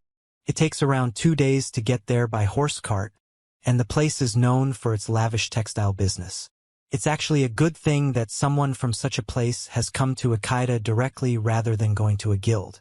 Iri tells Bijotachi that there are strong adventurers everywhere for him to ask, but the old man says that he does not want a pathetic fighter. He wants the thread of the queen spider, which alerts everyone. Riri says that the queen spider is a floor 30A rank monster. On top of that, the thread it spins is a super rare item. Irai then realizes that Jotari will indeed require someone very strong to get the job done. Of course, the girls are confident because they have Isekai'd on their side, who can do pretty much anything.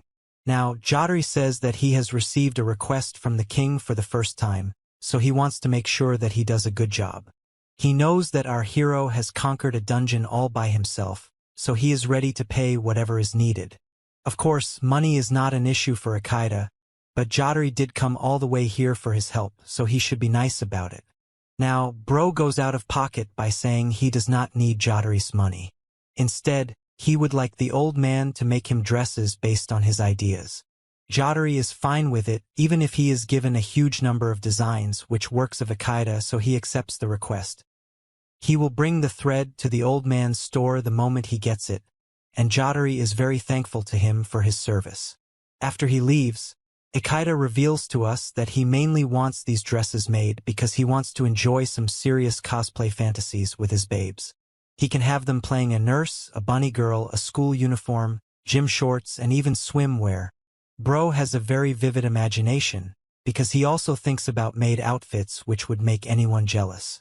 Isekai'd is very happy about his shady plans, but his babes have no idea what he is planning. Anyway, it's time to get to work, so our hero sets foot into the dungeon to get the thread. Apparently, the Spider Queen monster was no match for him at all, because we don't even get to see battle panels between them.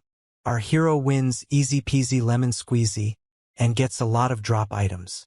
They include the thread that Jotari wanted, and it does feel super silky.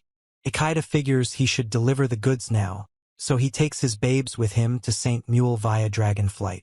Lestina and Konya are also amazed by how smooth and silky the thread is, so the king's family will definitely be pleased with what they get. The girls are so excited that they keep touching the thread as if it's their lover boy's elephant. Now, we learn that the group not only took the thread of the queen spider, but also the baby spider monsters, which is nothing to scoff at. All the girls now touch the thread, and they talk about how nice it would be to wear the clothes made from this material. Isekai'd says that he's glad they like it because he's going to have their clothes made from this very material. The girls are confused, because they have no idea what our hero has in mind for them. They want to know what kinds of dresses he has in mind, so he says he will make the kind that will make him lose all sense of control. Isekai'd may need to chill, but that won't happen because we now move to the girls showing the clothes they were wearing underneath their dresses. Shady acts follow, as they always do on Comic Guzzlers, and now it's time for some tongue twisters to also get unleashed. Riri and Konya start up the proceedings, and the session gets very loud. The dragon driver tries his best to be professional about it, so he ignores the noise on his way to St. Mule. After all, he does not care about shady acts as long as he gets paid for his services. After some time, Isekai'd and his babes reach St. Mule and go forward to deliver the goods. The group explores the place, and they can see why it's famous for its textiles, as there are fancy clothes and stuffed toys everywhere. Now, they see a whole bunch of people gathered to buy some merchandise from Astoria. From the looks of it, Astoria is super popular around here because of the reasonable prices. Having said that, this is also the same town that has demons in it. Either way, Isekai'd figures he should go to Elemental Cloud, but he also wants to buy some pens and paper. Now, the crew meets with Jotari, who seems to be concerned that Isekai'd has shown up only 2 days since the request. Of course, he does not know how much power our hero has, and learns that beating the Spider Queen was a short and sweet mission.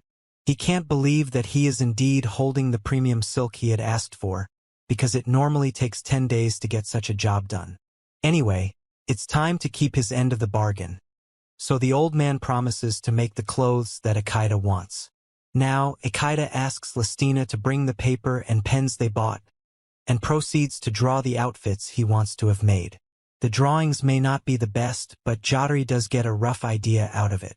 His eyes light up, and he is ready to make some super interesting cosplay. Isekai'd guides him through the whole process, telling him how he wants to have the skirts and the overall designs to look. Isekai'd likes that he is working with a professional now, and goes on to give him the baby spider silk for the clothes. Jotari is confident that he can make some great outfits with his silk, and Ichaicha is looking forward to it. Now, our hero gets a new outfit for himself, and he looks so good that his girls seem to like him even more now. Jotari is glad that his new collaborator likes the clothes. But then Ichaicha asks him if he has any items that would bring out his raging bull for his girls. One of Jotari's employees seems to have just the right thing for Ichaicha, and her name is revealed to be Aletta. She has a mind just like those of the veterans of comic guzzlers, so she decides to give the girls some spicy outfits. The first few options are pretty much as alluring as one would hope for, and Ichaicha likes all of them. The girls are amazed that their lover boy is liking everything that Aletta is showing him, and he ends up buying tons of stuff from her. Our hero walks out in his new outfit, and his girls have only praises to sing for him. He does feel a bit conscious, almost as if he's a bit shy, but he is happy to have the dress. He would have also wanted something like a hero armor, but then Iri asks him what he has planned next. He asks the girls if they would like to go to Astoria town, which makes them a bit conscious. Of course, this is the same place that has demons, so Ichaicha hopes that all his girls, including Surti, are fine with it. Surti is actually thankful to the demons, because if it had not been for their curse, then she would have never ended up meeting our hero. Ichaicha asks if his harem is cool with the idea now, and they all say yes, so it looks like they're going to Astoria town now. On the way there, the girls show off the new outfits that Ichaicha has bought for them, and all we can say is that it should have been us, not him. The babes present themselves in all forms that would make even a monk lose his sense of control, so a man of culture like Ichaicha has a field day with them. He is thankful to have bought the clothes, and even more thankful that his babes have put them on. There's going to be yet another bumpy dragon ride, but the pilot should be used to it by now. After a very shady session, the group enters the town of Astoria, and can see that there are demons all over the place. These are large creatures which range from lizard men to cyclops to even minotaurs. Ichaicha is actually fascinated by all of these demons, but the girls tell him that they are being watched. The one most in focus is our hero because he became a demon tamer the other day. This means that the demons will have their eyes on Ichaicha the whole time, but this only makes him feel awkward. At least they're not being hostile, so the group moves forward to an interesting magic tools shop. They enter and are greeted by some Dracula-looking guy at the reception, after which they look around the shop. There are all kinds of magical tools here, and then they come across what seems to be a monster egg. Ichaicha wonders if people eat these eggs, but Surti says that it's a familiar's egg. The Dracula bro says that it's called the Egg of Hope, which means that it's super rare and only appears randomly. If Ichaicha wishes for a particular kind of monster, then the exact same monster will hatch from the egg. However, if he wants something powerful, then he will need to be super powerful as well. Ichaicha asks for the price, and it's a shocking 10 red gold coins. It's a high prices, but it could be a great investment if this egg keeps giving monsters that can be turned into familiars. On that note, Ichaicha buys the monster Egg of Hope and takes it to a hotel. The girls want to know what kind of monster he will choose, as they are confident his magical power will give him whatever he wishes for. As Ichaicha thinks about what he wants, Surti asks him if he wishes to go to a kitty shop. It's a strange thing for your own babe to tell you, but even Iri is on board with it because all the girls here were first at a kitty shop. Of course, he asks his babes if they are fine with this, but they tell him that he should feel free to do as he pleases. They'll be waiting for him in the suite, which will be pampering them a lot. Now, our hero goes to the kitty shop in Astoria, and he is greeted by a huge selection of pretty monster girls. The place is called the Love and Dragon, and the manager asks if Ichaicha is new here. He sure is, but his intrusive thoughts aren't, so he asks to see the selection available for him. The monster girls are nice to him, even calling him Oni-san, which is probably because of his demon tamer skill. The main problem, though, is that all the girls he sees have flat-screen TVs. Ichaicha falls to the floor, not knowing how he should get out of here without looking rude. However, before he can come up with a solution, a new demon girl shows up. She is stunning and a total babe, but more importantly, she wishes to accompany our hero. The manager is confused, but she says that she wants Ichaicha to join her as she feels a strong magical aura from him. Ichaicha will find it hard to say no to such a knockout, but he does mention that he prefers girls with massive pillows. This does not seem to be a problem for this new demon girl as she is able to increase her size with magic. Naturally, everyone is shocked to see this, even the manager of the kitty shop. The demon girl now takes Ichaicha to an amazing room, which happens to be her own. He does not follow, so she explains that she started this kitty shop, but chose to give it away now. She only has the rights to this room so that she can come back to it once her husband passes. And as it so happens, he is indeed no more. The demon girl's name is Velvet, and we learn that she has had 16 husbands, all of whom have passed away. At first, Ichaicha was liking her pillows, but now he has something to be scared of. He asks Velvet why she had so many husbands, and she reveals that she is actually a succubus. These demon girls like to feed on elephant water, and Velvet can't seem to control herself any longer. Things kick off with some tongue-twister action, and things get super freaky. Now, Ichaicha knows that succubus girls can suck the life out of their mates, but he is not going to let that stop him because he is a true Giga Chad at this point. Our hero dives into a long, strenuous battle, with one explosion after the other happening from both ends. Ichaicha starts to feel tired because of how much elephant water Velvet is draining, but he will not lose this fight. He brings out his recovery potions to help with his efforts, and then he gets back to it in beast mode. He grabs Velvet's tail, which turns out to be her weak spot, so he does unspeakable things with it as well. Our hero totally wins his battle against Velvet and completely drains her kitty water, which has never happened to her before. Suddenly her body starts to glow, so Ichaicha asks her if she is fine. She says she is, but also calls Ichaicha her master. Our hero is a bit confused now because he has no idea what has caused this. Velvet says it's very simple that he has become her master, because there is now a mark on her body. This mark proves that a succubus girl's body and mind have both been corrupted. Velvet explains that her mother was also given such a mark by her father, who also happened to be the very first demon lord. It's a serious flex for Ichaicha to have become the master of a demon lord's daughter, and he happily takes Velvet in as his companion. Back at the hotel, our hero tells his babes that he has another one joining them soon. They are surprised that their master has gotten a succubus girl to become his slave, but are concerned for him as well. His potions did help him out, and he will pick up Velvet in 4 days. The girls are interested to see what kind of girl Velvet will be, and honestly speaking, Ichaicha truly is living the dream life. Now, everyone comes back home, but we can see that Ichaicha is super tired at work. Basically, he played elephants and kitties at home right before coming to work, so he doesn't have much energy left in him. The girls tell him to rest, and they will do the cleanup of the store, so Ichaicha rushes back to his bed.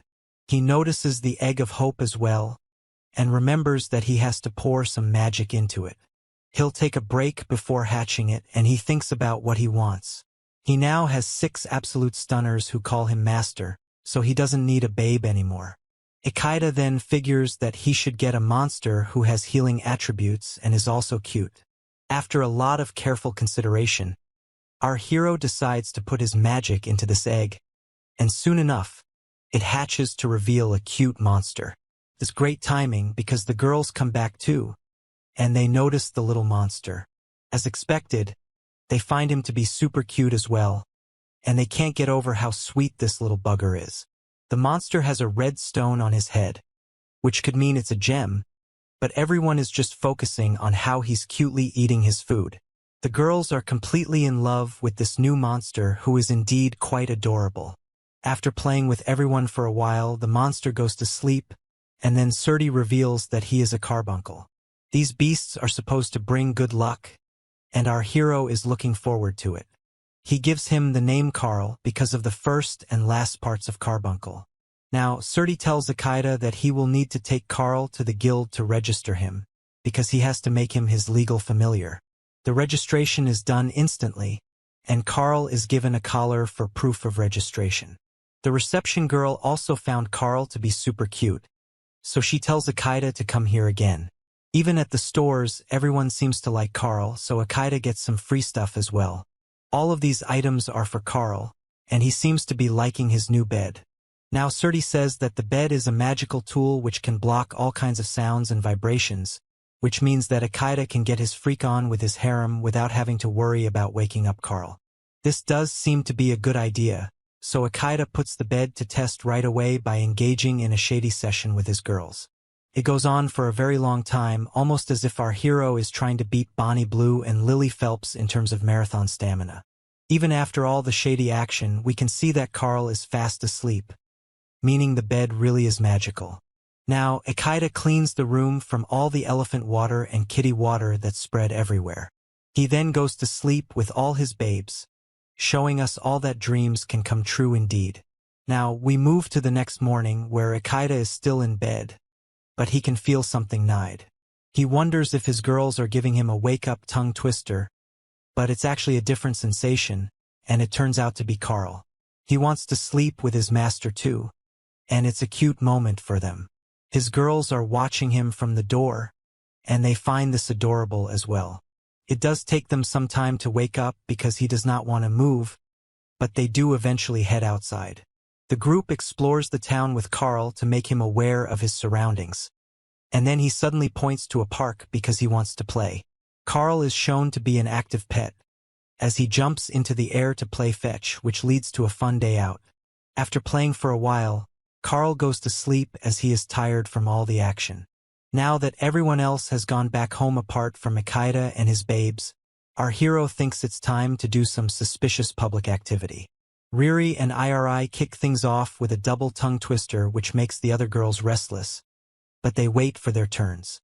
Once these two are done, the others get ready, but then Carl wakes up, so Ichaicha decides not to traumatize his pet. Now, the team buys some ingredients for dinner and heads back home. A whole night of shady acts is followed by a busy day at the store yet again. The girls get some help from Mark, who is now bringing potions to them as well. The customers like seeing a cute monster at the store, as it does well for goodwill. After a heavy day at work, Ichaicha is ready to head out, as he needs to go collect Velvet. The whole squad gathers around Tsukatte, who uses transfer magic to take them to the land of demons quicker than the Flash. They head towards the kitty shop now, and the girls can't wait to meet a succubus girl. Tsukatte is also excited to meet someone older than her, and suddenly, everyone sees a person running towards them. This person is running really fast, and it turns out to be none other than Velvet herself. She is overjoyed to see her new master, as she embraces him. She exchanges tongues with him and says that she had been really lonely these past 4 days without him. Now, the succubus girl greets the other babes and says she is looking forward to working with them. Each of the girls introduces herself to Velvet, and Iri also shows her Carl. Ichaicha says it's time for a welcome party, and Velvet is on board, but she wants to know how everyone got here in the first place. Tsukatte reveals that she used transfer magic, and then takes Velvet back to their home along with the rest of the squad. Velvet is impressed by Tsukatte's powers, but she says all of this is because of her lover boy. The succubus girl can sense all the power and energy flowing through the bodies of the other girls too. But then she is asked why she specifically refers to our hero as her master. That's when she reveals the mark on her body which signifies her body and soul being one with Ichaicha now. The girls can't believe that their lover boy was able to dominate a succubus girl to such an extent, but now they are jealous as well. After all, this is proper proof of them being Ichaicha's girls, and they start talking about it passionately. Velvet can sense their feelings, so she says that she can give them these marks as well. She does say, though, that having a mark like this would mean forming a proper master and slave relationship with our hero. This means that the girls can never get with any other man, and if Ichaicha were to lose his life, then the same thing would happen to them. The girls don't need to use their big brain energy for this, as they all say yes without any hesitation. Velvet is impressed by their dedication, so she tells the babes to get into their birthday suits in order to get the mark. The girls call out to Ichaicha now, who is busy feeding Carl. He shows up and joins a magical circle with Listina, after which Velvet begins the process. The way to get such a mark is a bit suspicious, but no one at Comic Guzzlers would object to it. Ichaicha blushes as he sees this, because even he can only control his feelings to a certain point. After a bit of time, Lestina gets her mark, and she is now completely her master's girl. She is very happy to have achieved this, and the others can't wait for their turns too. Ichaicha watches on as Iri, Riri, Konya, and Surti also get their marks from Velvet. They thank the succubus girl for her efforts, as they feel this is a way to rewrite all the wrongs that had been done to them before Ichaicha came along. Velvet says that there is no need to be so formal with her, as they are all working together to make their master happy. The welcome party is going to be fun, but then Ichaicha realizes that they are all out of dragon meat. The girls are shocked, but Velvet had no idea that this household eats dragons. Ichaicha wants the welcome party to be perfect, so he decides to go out and hunt one. The succubus girl really can't believe that this is a normal thing anyway. Surti teleports them all to a dragon dungeon, and they all find themselves in front of a huge dragon. Ichaicha takes it out with one shot, just like Saitama, and is glad to get his meat. Velvet, on the other hand, is trying to digest what she has just witnessed. After the welcome party, it's shady business as usual, and the succubus girl says that she has truly fallen for an unbelievable man. Even her demon lord father would not have been able to beat a dragon that size without injury, but our hero did it with ease. She also enjoys the taste of dragon meat, so she admits that despite being so old, she still has a lot to learn. Now, everyone plays in the bathtub, and the girls tell us that even if they are not strong enough to beat dragons, Ichaicha makes them happy, and they too want to make him happy. Velvet feels that she can totally get along with this lifestyle, and she embraces her master with a sincere kind of love after the bath. Things are really amazing for our hero.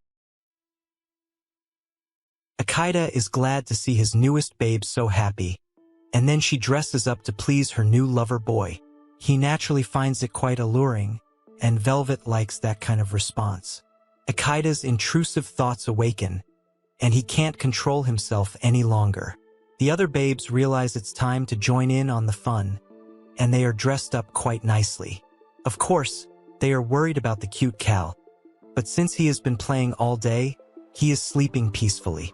Now, it's time to dive into the unspeakable territory, and it's exactly what one would expect. Bro gets so taken away that he starts calling his harem girls mommy, but that is fine on Comic Guzzlers. Our hero is in literal paradise, and all of us can agree that it should have been us, not him. Ichaicha is acting like a little baby right now, as if he is being fed by his actual mother, which makes things a bit weird. Iri ends up consuming the whole first lot of elephant water, so she gets punished by Velvet for being so greedy. It's the succubus girl's turn now, and the other babes are curious to see what she can do. Basically, the main difference is that she can steal Ichaicha's vitality, so he drinks a recovery potion to make sure he can be at prime performance. After a shady session, Velvet gets filled up, and it sure looks like it. This makes the other girls also want the same treatment, so they ask Ichaicha to treat them the same way. Our hero is not one to shy away from a challenge, so he decides to give it his all. With that, an insane session follows, and Ichaicha is indeed the last man standing. He notices that some of the girls have fainted, so he wonders who is next. It's Iri, who was tied up by Velvet for being a greedy girl. She says sorry for her earlier actions, but now she has her master all to herself. Iri cutely hugs Ichaicha, because she must have been feeling left out this whole time. The other girls also wake up now, so Iri says they should all join in now. Nobody has any problems with that, so it's time for round 2. The next day, Ichaicha says that they should go to Risen, so Iri asks if he wants to make more weapons. Our hero says yes, because he has been looking at the items he's got so far, and figured that he should make something for Iri and Riri as they are his warrior girls. They are thankful to their master for his gesture, and then he takes a look at one of the spider's eyeballs, thinking how he can use it. Velvet can see that it is the queen spider's eyeball, which is really beautiful. Ichaicha says that if she wants, then he can give her as many of them as she wants because he has a whole collection of them. It shocks Velvet, but she does end up taking a handful of them. Ichaicha decides to hand over the rest of his stuff to Gar-Indo, so he flies off to his place. The old man is pleased to such high-quality materials once again, so Ichaicha asks him if he can make some weapons for his girls with them. Arai wants a halberd, whereas Riri would prefer a sword. Gar-Indo says it will take some time, but he will get it done. Then, Ichaicha shows him the queen spider's eyeball and asks if he can make something with it.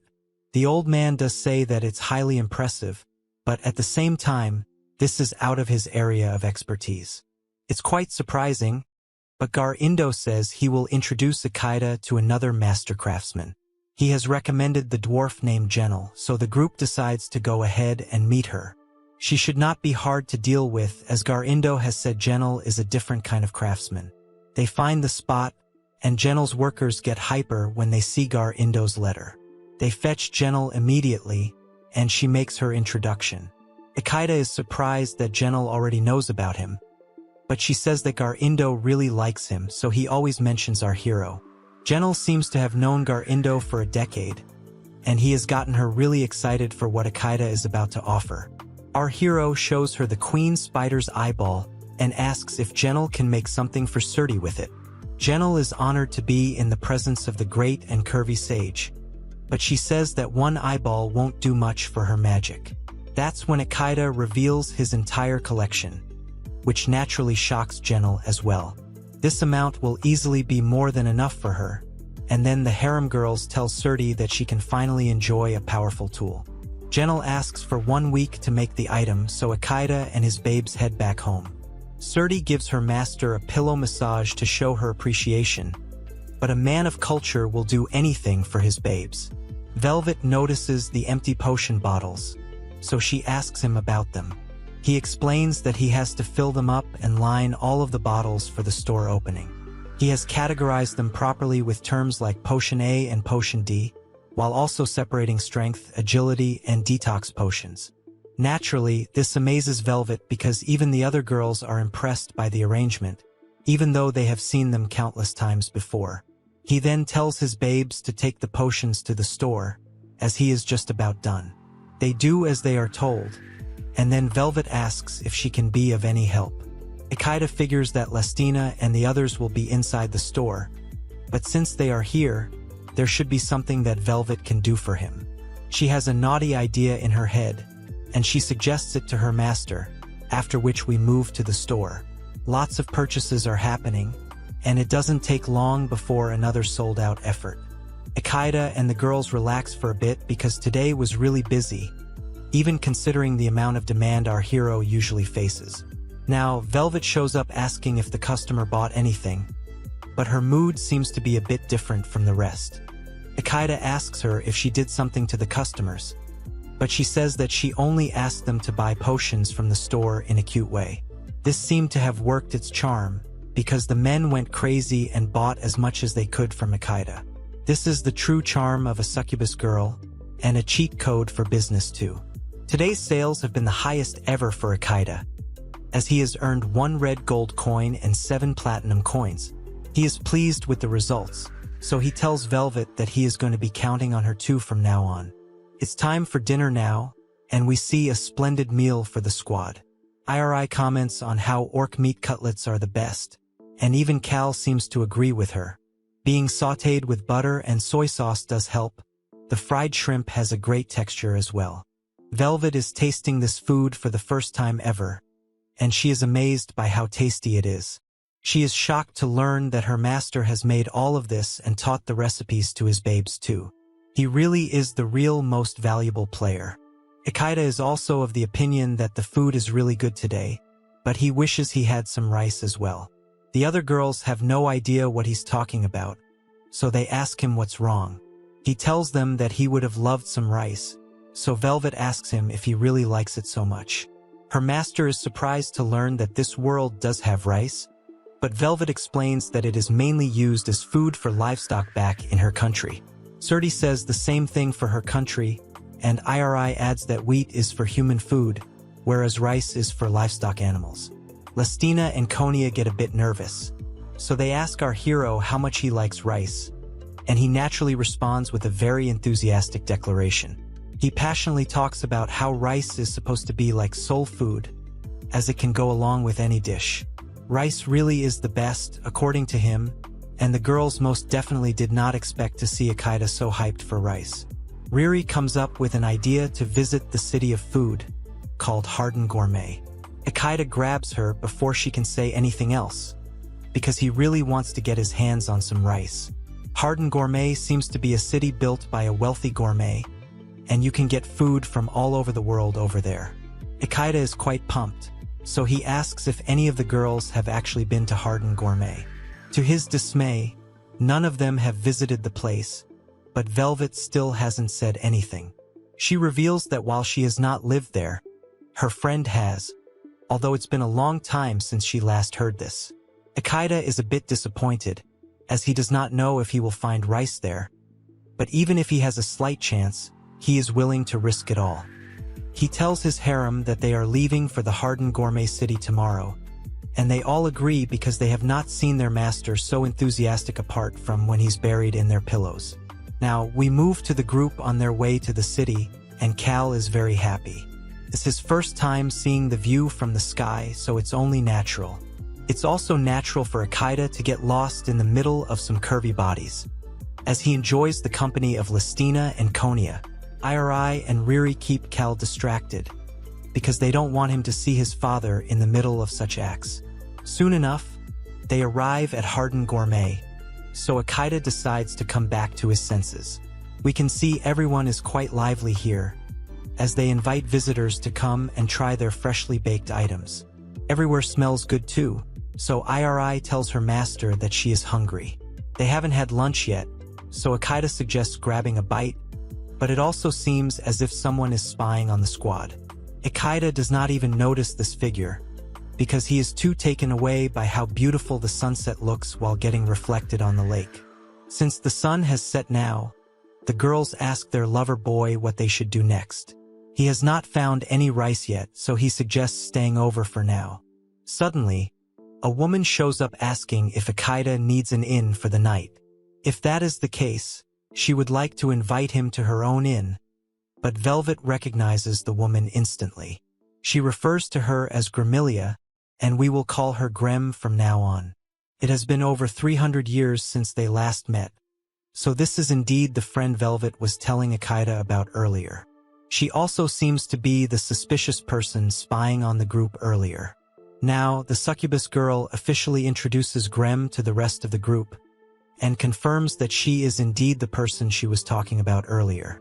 She also happens to like wine, but more importantly, she is a vampire who is the daughter of the original ancestor. Naturally, this shocks the squad, because this should not turn into a horror story out of the blue. Grem tells them there is no need to worry, and they can talk to her freely. Isekai'd does say that it should not be too hard to believe Grem is a vampire, considering Velvet is a succubus girl. Grem is a bit surprised to hear Velvet calling Isekai'd her master, but Velvet confirms that he has made her body and mind fall for him. Grem suddenly becomes serious because she does not think that our hero can be a Giga Chad. He did make someone like Velvet submit to him, so Grem decides to see for herself what's so great about Isekai'd. All of a sudden, Grem reaches the back of our hero, and she does it so quickly that no one could even react to her speed.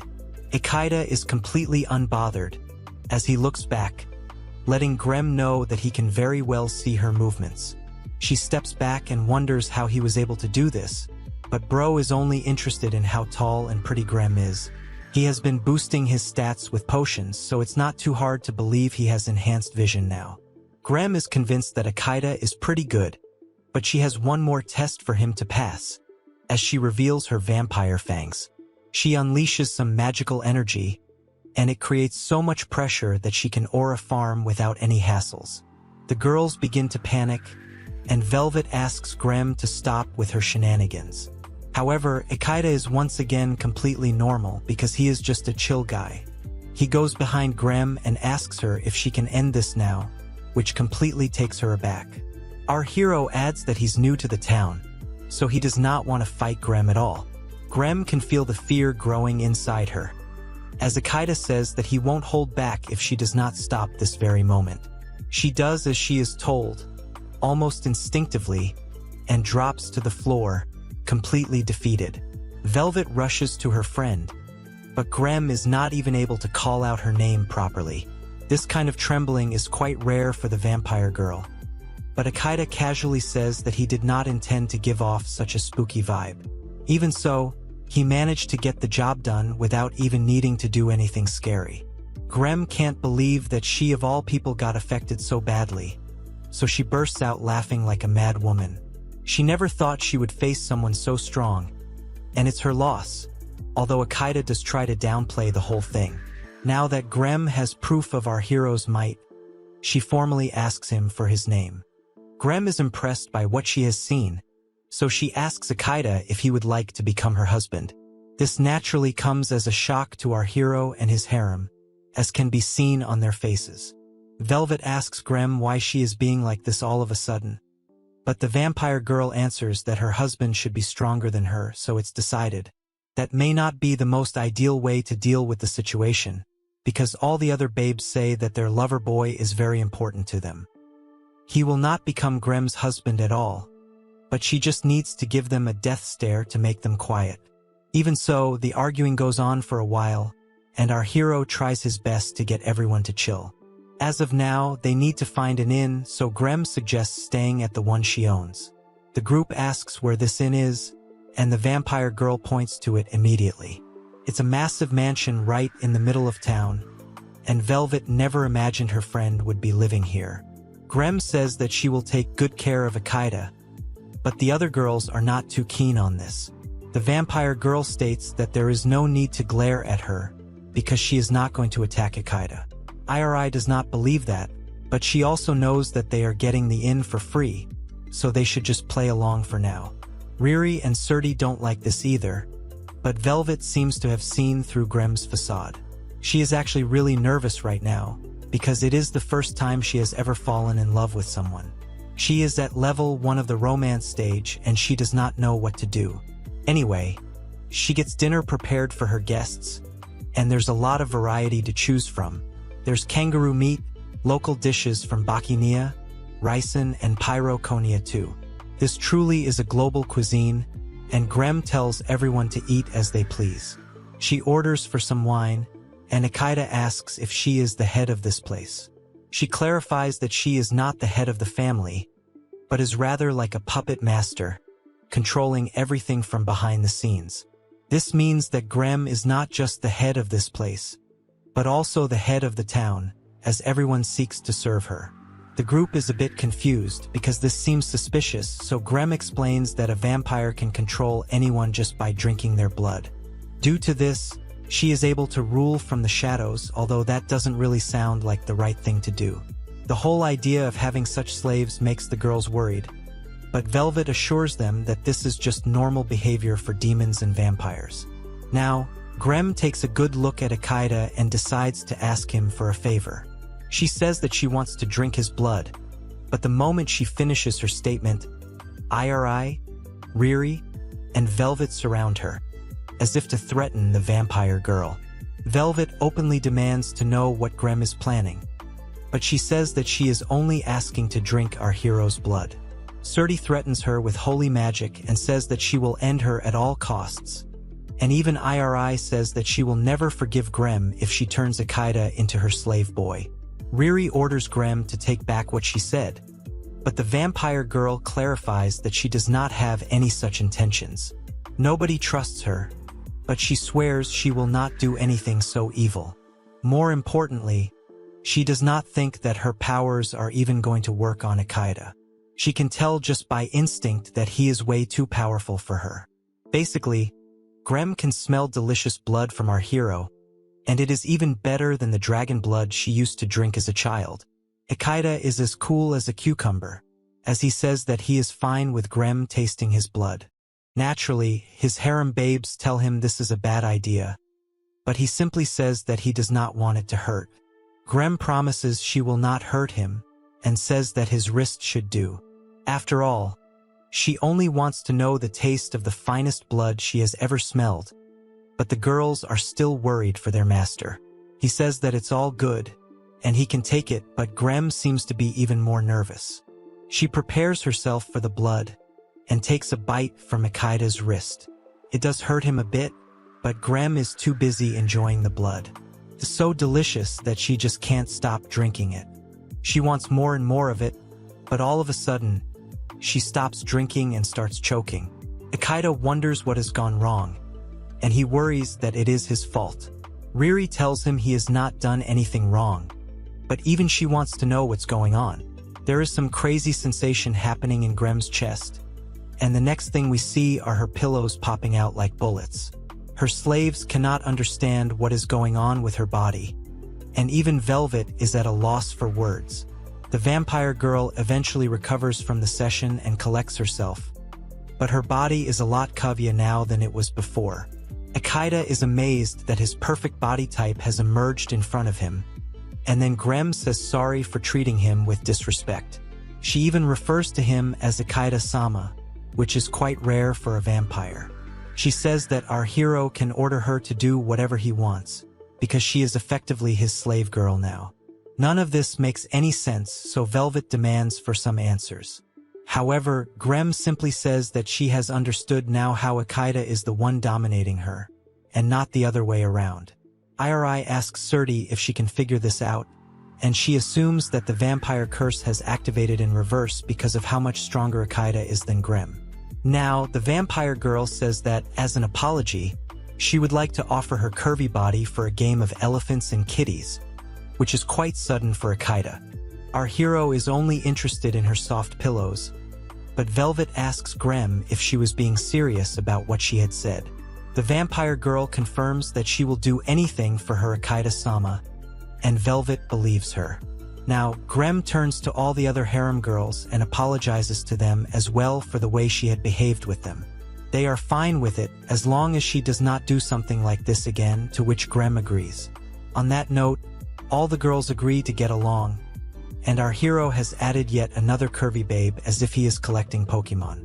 Grem is looking forward to her new journey, so she asks the girls what they know about Isekai'd. They gladly say yes, and then we move to later on in the night after a nice bath. Everyone is in a good mood, and they are particularly impressed by how Grem's body had changed. Even Velvet is surprised because she is the one who knows the vampire babe. Anyway, Riri is just glad that they don't have to worry about surprise attacks like the one Grem tried at the bridge. Of course, Isekai'd handled it with ease, but his warrior girls failed to protect him. Iri says that she is going to get even stronger, so that she can flex her powers and keep him safe.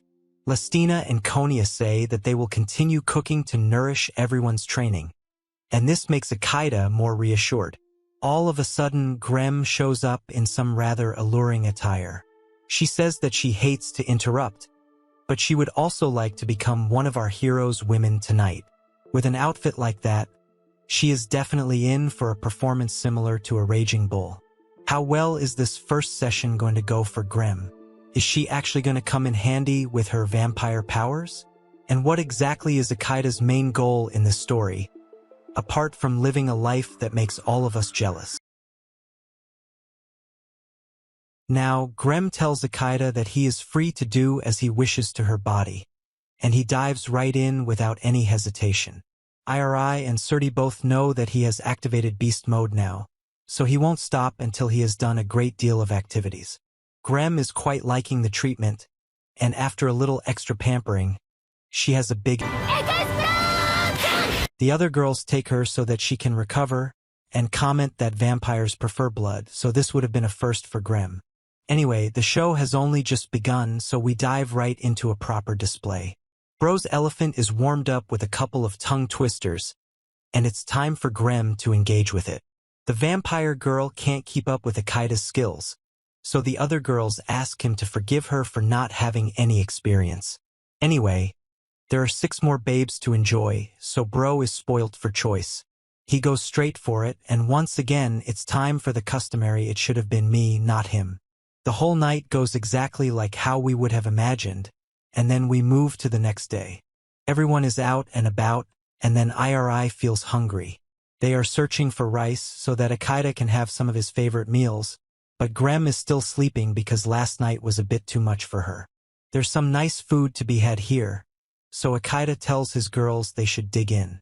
However, he soon notices something new, which is a whole range of frankfurters. The girls don't understand why he is being so excited, but he explains that these are epic to eat. He quickly purchases as much of them as he can, because he loves frankfurters. Our hero takes a bite and says that it's amazing, especially the bacon. The girls wonder if something can actually taste so good, but then they get to eat it as well and realize that frankfurters are the best. They keep commenting on how yummy the food is, and then Tsukatte asks Ichaicha if he can teach her how to make it. He says it's like a trade secret or something, so she says they can keep coming back here to enjoy the same dish. After all, she can just use her teleportation skill again and again, but Ichaicha says the frankfurters could actually taste better with some of the other meat he can get from the dungeon.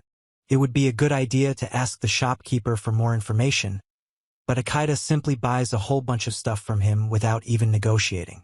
Our hero says it would be better to get into the shopkeeper's good books and then negotiate with him for a higher success rate. That's some big brain energy right there. And when the food is ready, Ichaicha asks the shop owner if he can make frankfurters with the meat he has just bought. The shop owner is more than happy to teach him the recipe, so it's a huge W for Ichaicha. Bro can't believe he got the recipe so easily, and now he can enjoy the delicious frankfurters and bacon at home too. All he needs is rice, and Riri finds it almost instantly after he mentions it. But more importantly, this is brown rice, which is not exactly what Ichaicha had wanted. It's the only type of rice he knows, and at that very moment, another man pops up, commending our hero for his taste. Bro asks him if he can help out, and sees that the seller has tons of white rice. It's 1 gold coin for 100 grams, which may be expensive, but Ichaicha takes it regardless. As a matter of fact, he buys it all because he's rolling in that kind of wealth now. He's quite excited about tonight's meal, and even his babes are eager to try out white rice. The girls still believe that the white rice is expensive, so they are ready to go to dungeons in order to earn more cash. Ichaicha is happy with the way things are, and then they have a look around the Ricen Kingdom. They head over to Grem's mansion and eat every single strand of rice. It's mostly Ichaicha who enjoys the food, and then he goes to see Grem, who is in her chamber. Now we move to the main room, as Grem tells Ichaicha she is getting ready to leave with him. The vampire girl is excited to live with her new lover boy, but Bro did not expect this. He asks her about her massive mansion, but she says the town and her place can run without her. He tells Grem to be nice with his harem, so we see her formally introducing herself to Lestina, Konya, Iri, Tsukatte, Riri, and Velvet, who tells the vampire girl not to be selfish. Grem understands the assignment, and on this note, the group decides to go home.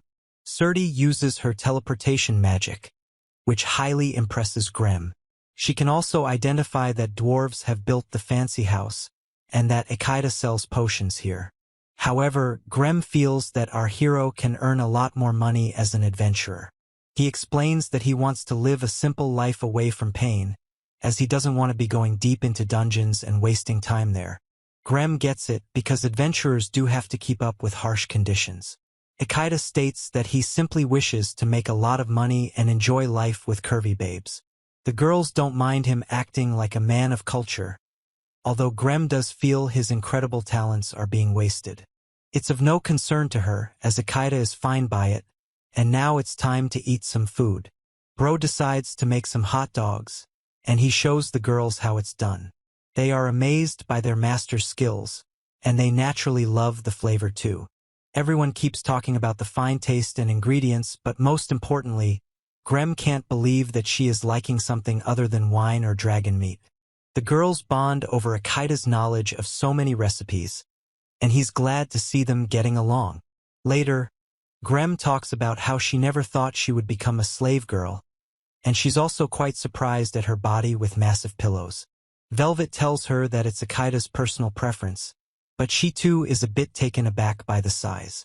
Even Grem was shocked to see Velvet at first, because her body was slender like hers back when they had last met before this. Anyway, it's all for their master, so they are happy with their decisions. One thing is for sure, which is that you should expect the unexpected. Anyway, after they are out of the bath, Velvet wants to show Grem a way to treat and serve their lover boy. She likes the idea, so the training begins in shady fashion. The vampire girl is a quick learner, as she uses a double pillow hawk to a combo. After treating herself to some elephant water, Grem gulps down her drink. But the training is not yet over. It's time to spread some joy, and it only takes 10 seconds for Grem to explode. This is enough to make her pass out again, and the other harem babes comment that this is why experience is so important. They decide to take over from their vampire counterpart, and Isekai'd instructs them on the positions they should assume for the task ahead. Our hero goes through them one after the other, not sparing any of them at all. After a hectic session, Bro emerges victorious as he is the last man standing. Lestina manages to get up again, and says that she can continue till her master is happy. Konya does the same thing, and Isekai'd comments how these two have the most endurance when dealing with him. Of course, they have been with him the longest as well, but more importantly, this used to be their bread and butter. Keeping this in mind, Isekai'd tells them that they should do their best to impress him for the rest of the night, and they readily agree. Now, we move to the next morning where we see Grem treating herself to a breakfast drink. Such a nice morning wake-up call is the stuff of legends, and Isekai'd is living it out. He's happy that his new babe is putting in an effort, and after some more treating, it's time for actual breakfast. Isekai'd has made egg sandwiches, which his harem babes find very delicious. It's a basic combo of mayonnaise, salt, pepper, and boiled eggs, but it sure does the trick. Grem is thrilled that her master also made the hot dogs earlier, meaning she has a lot to look forward to in terms of yummy dishes.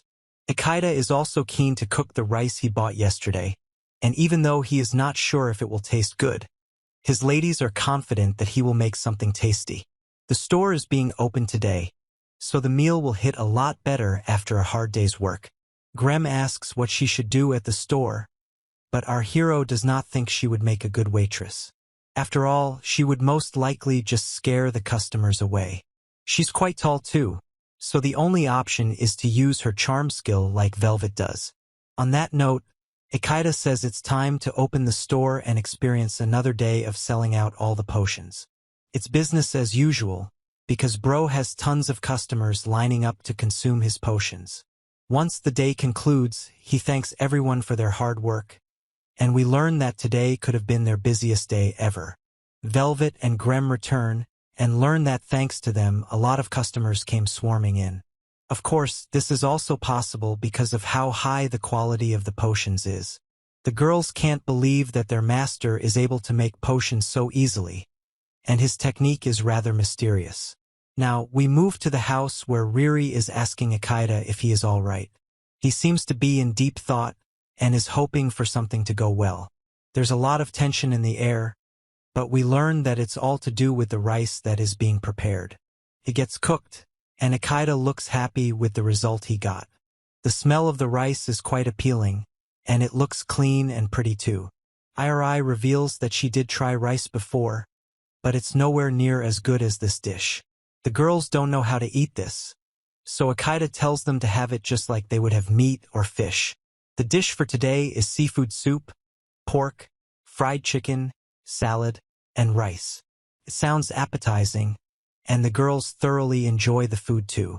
The texture is fluffy and soft, while also going with the main dish perfectly. Isekai'd isn't even trying out anything else, as he gobbles up the rice without any hesitation. He eats so much that he passes out in the laps of his babes. So Bro is living everyone's ultimate fantasy. The next morning, he is asked what is to be done for the day, but he doesn't really have anything planned out. Now, Grem tells Isekai'd that she wishes to see the city of Bokinia, so our hero decides to go for a walk. She basically wants to visit a store that sells good wine. So Isekai'd comments that the vampire girl loves getting wasted. As they explore the city, everyone's eyes fall on Isekai'd's women, but Grem does not know why. Velvet explains that it's because of the size of their massive pillows, and that's when we're reminded that this place has no class. Nothing can be done about such tasteless people, but they can be a bit harsh with their judgments. The girls don't mind, but our hero is a true man of culture, so he calls out these people for being mean and disrespectful. He's actually knocked out lots of people before to defend the honor of his harem, so bro is a base Chad. Grem feels that it should be fine, but the glares do get annoying at one point, so she glares back at the people, and her scary persona is enough to send chills down their spines. Ichaicha is happy to see this, and then the group enters a fine wine shop. There are vintage wines that are over 30 years old, so Grem is naturally intrigued.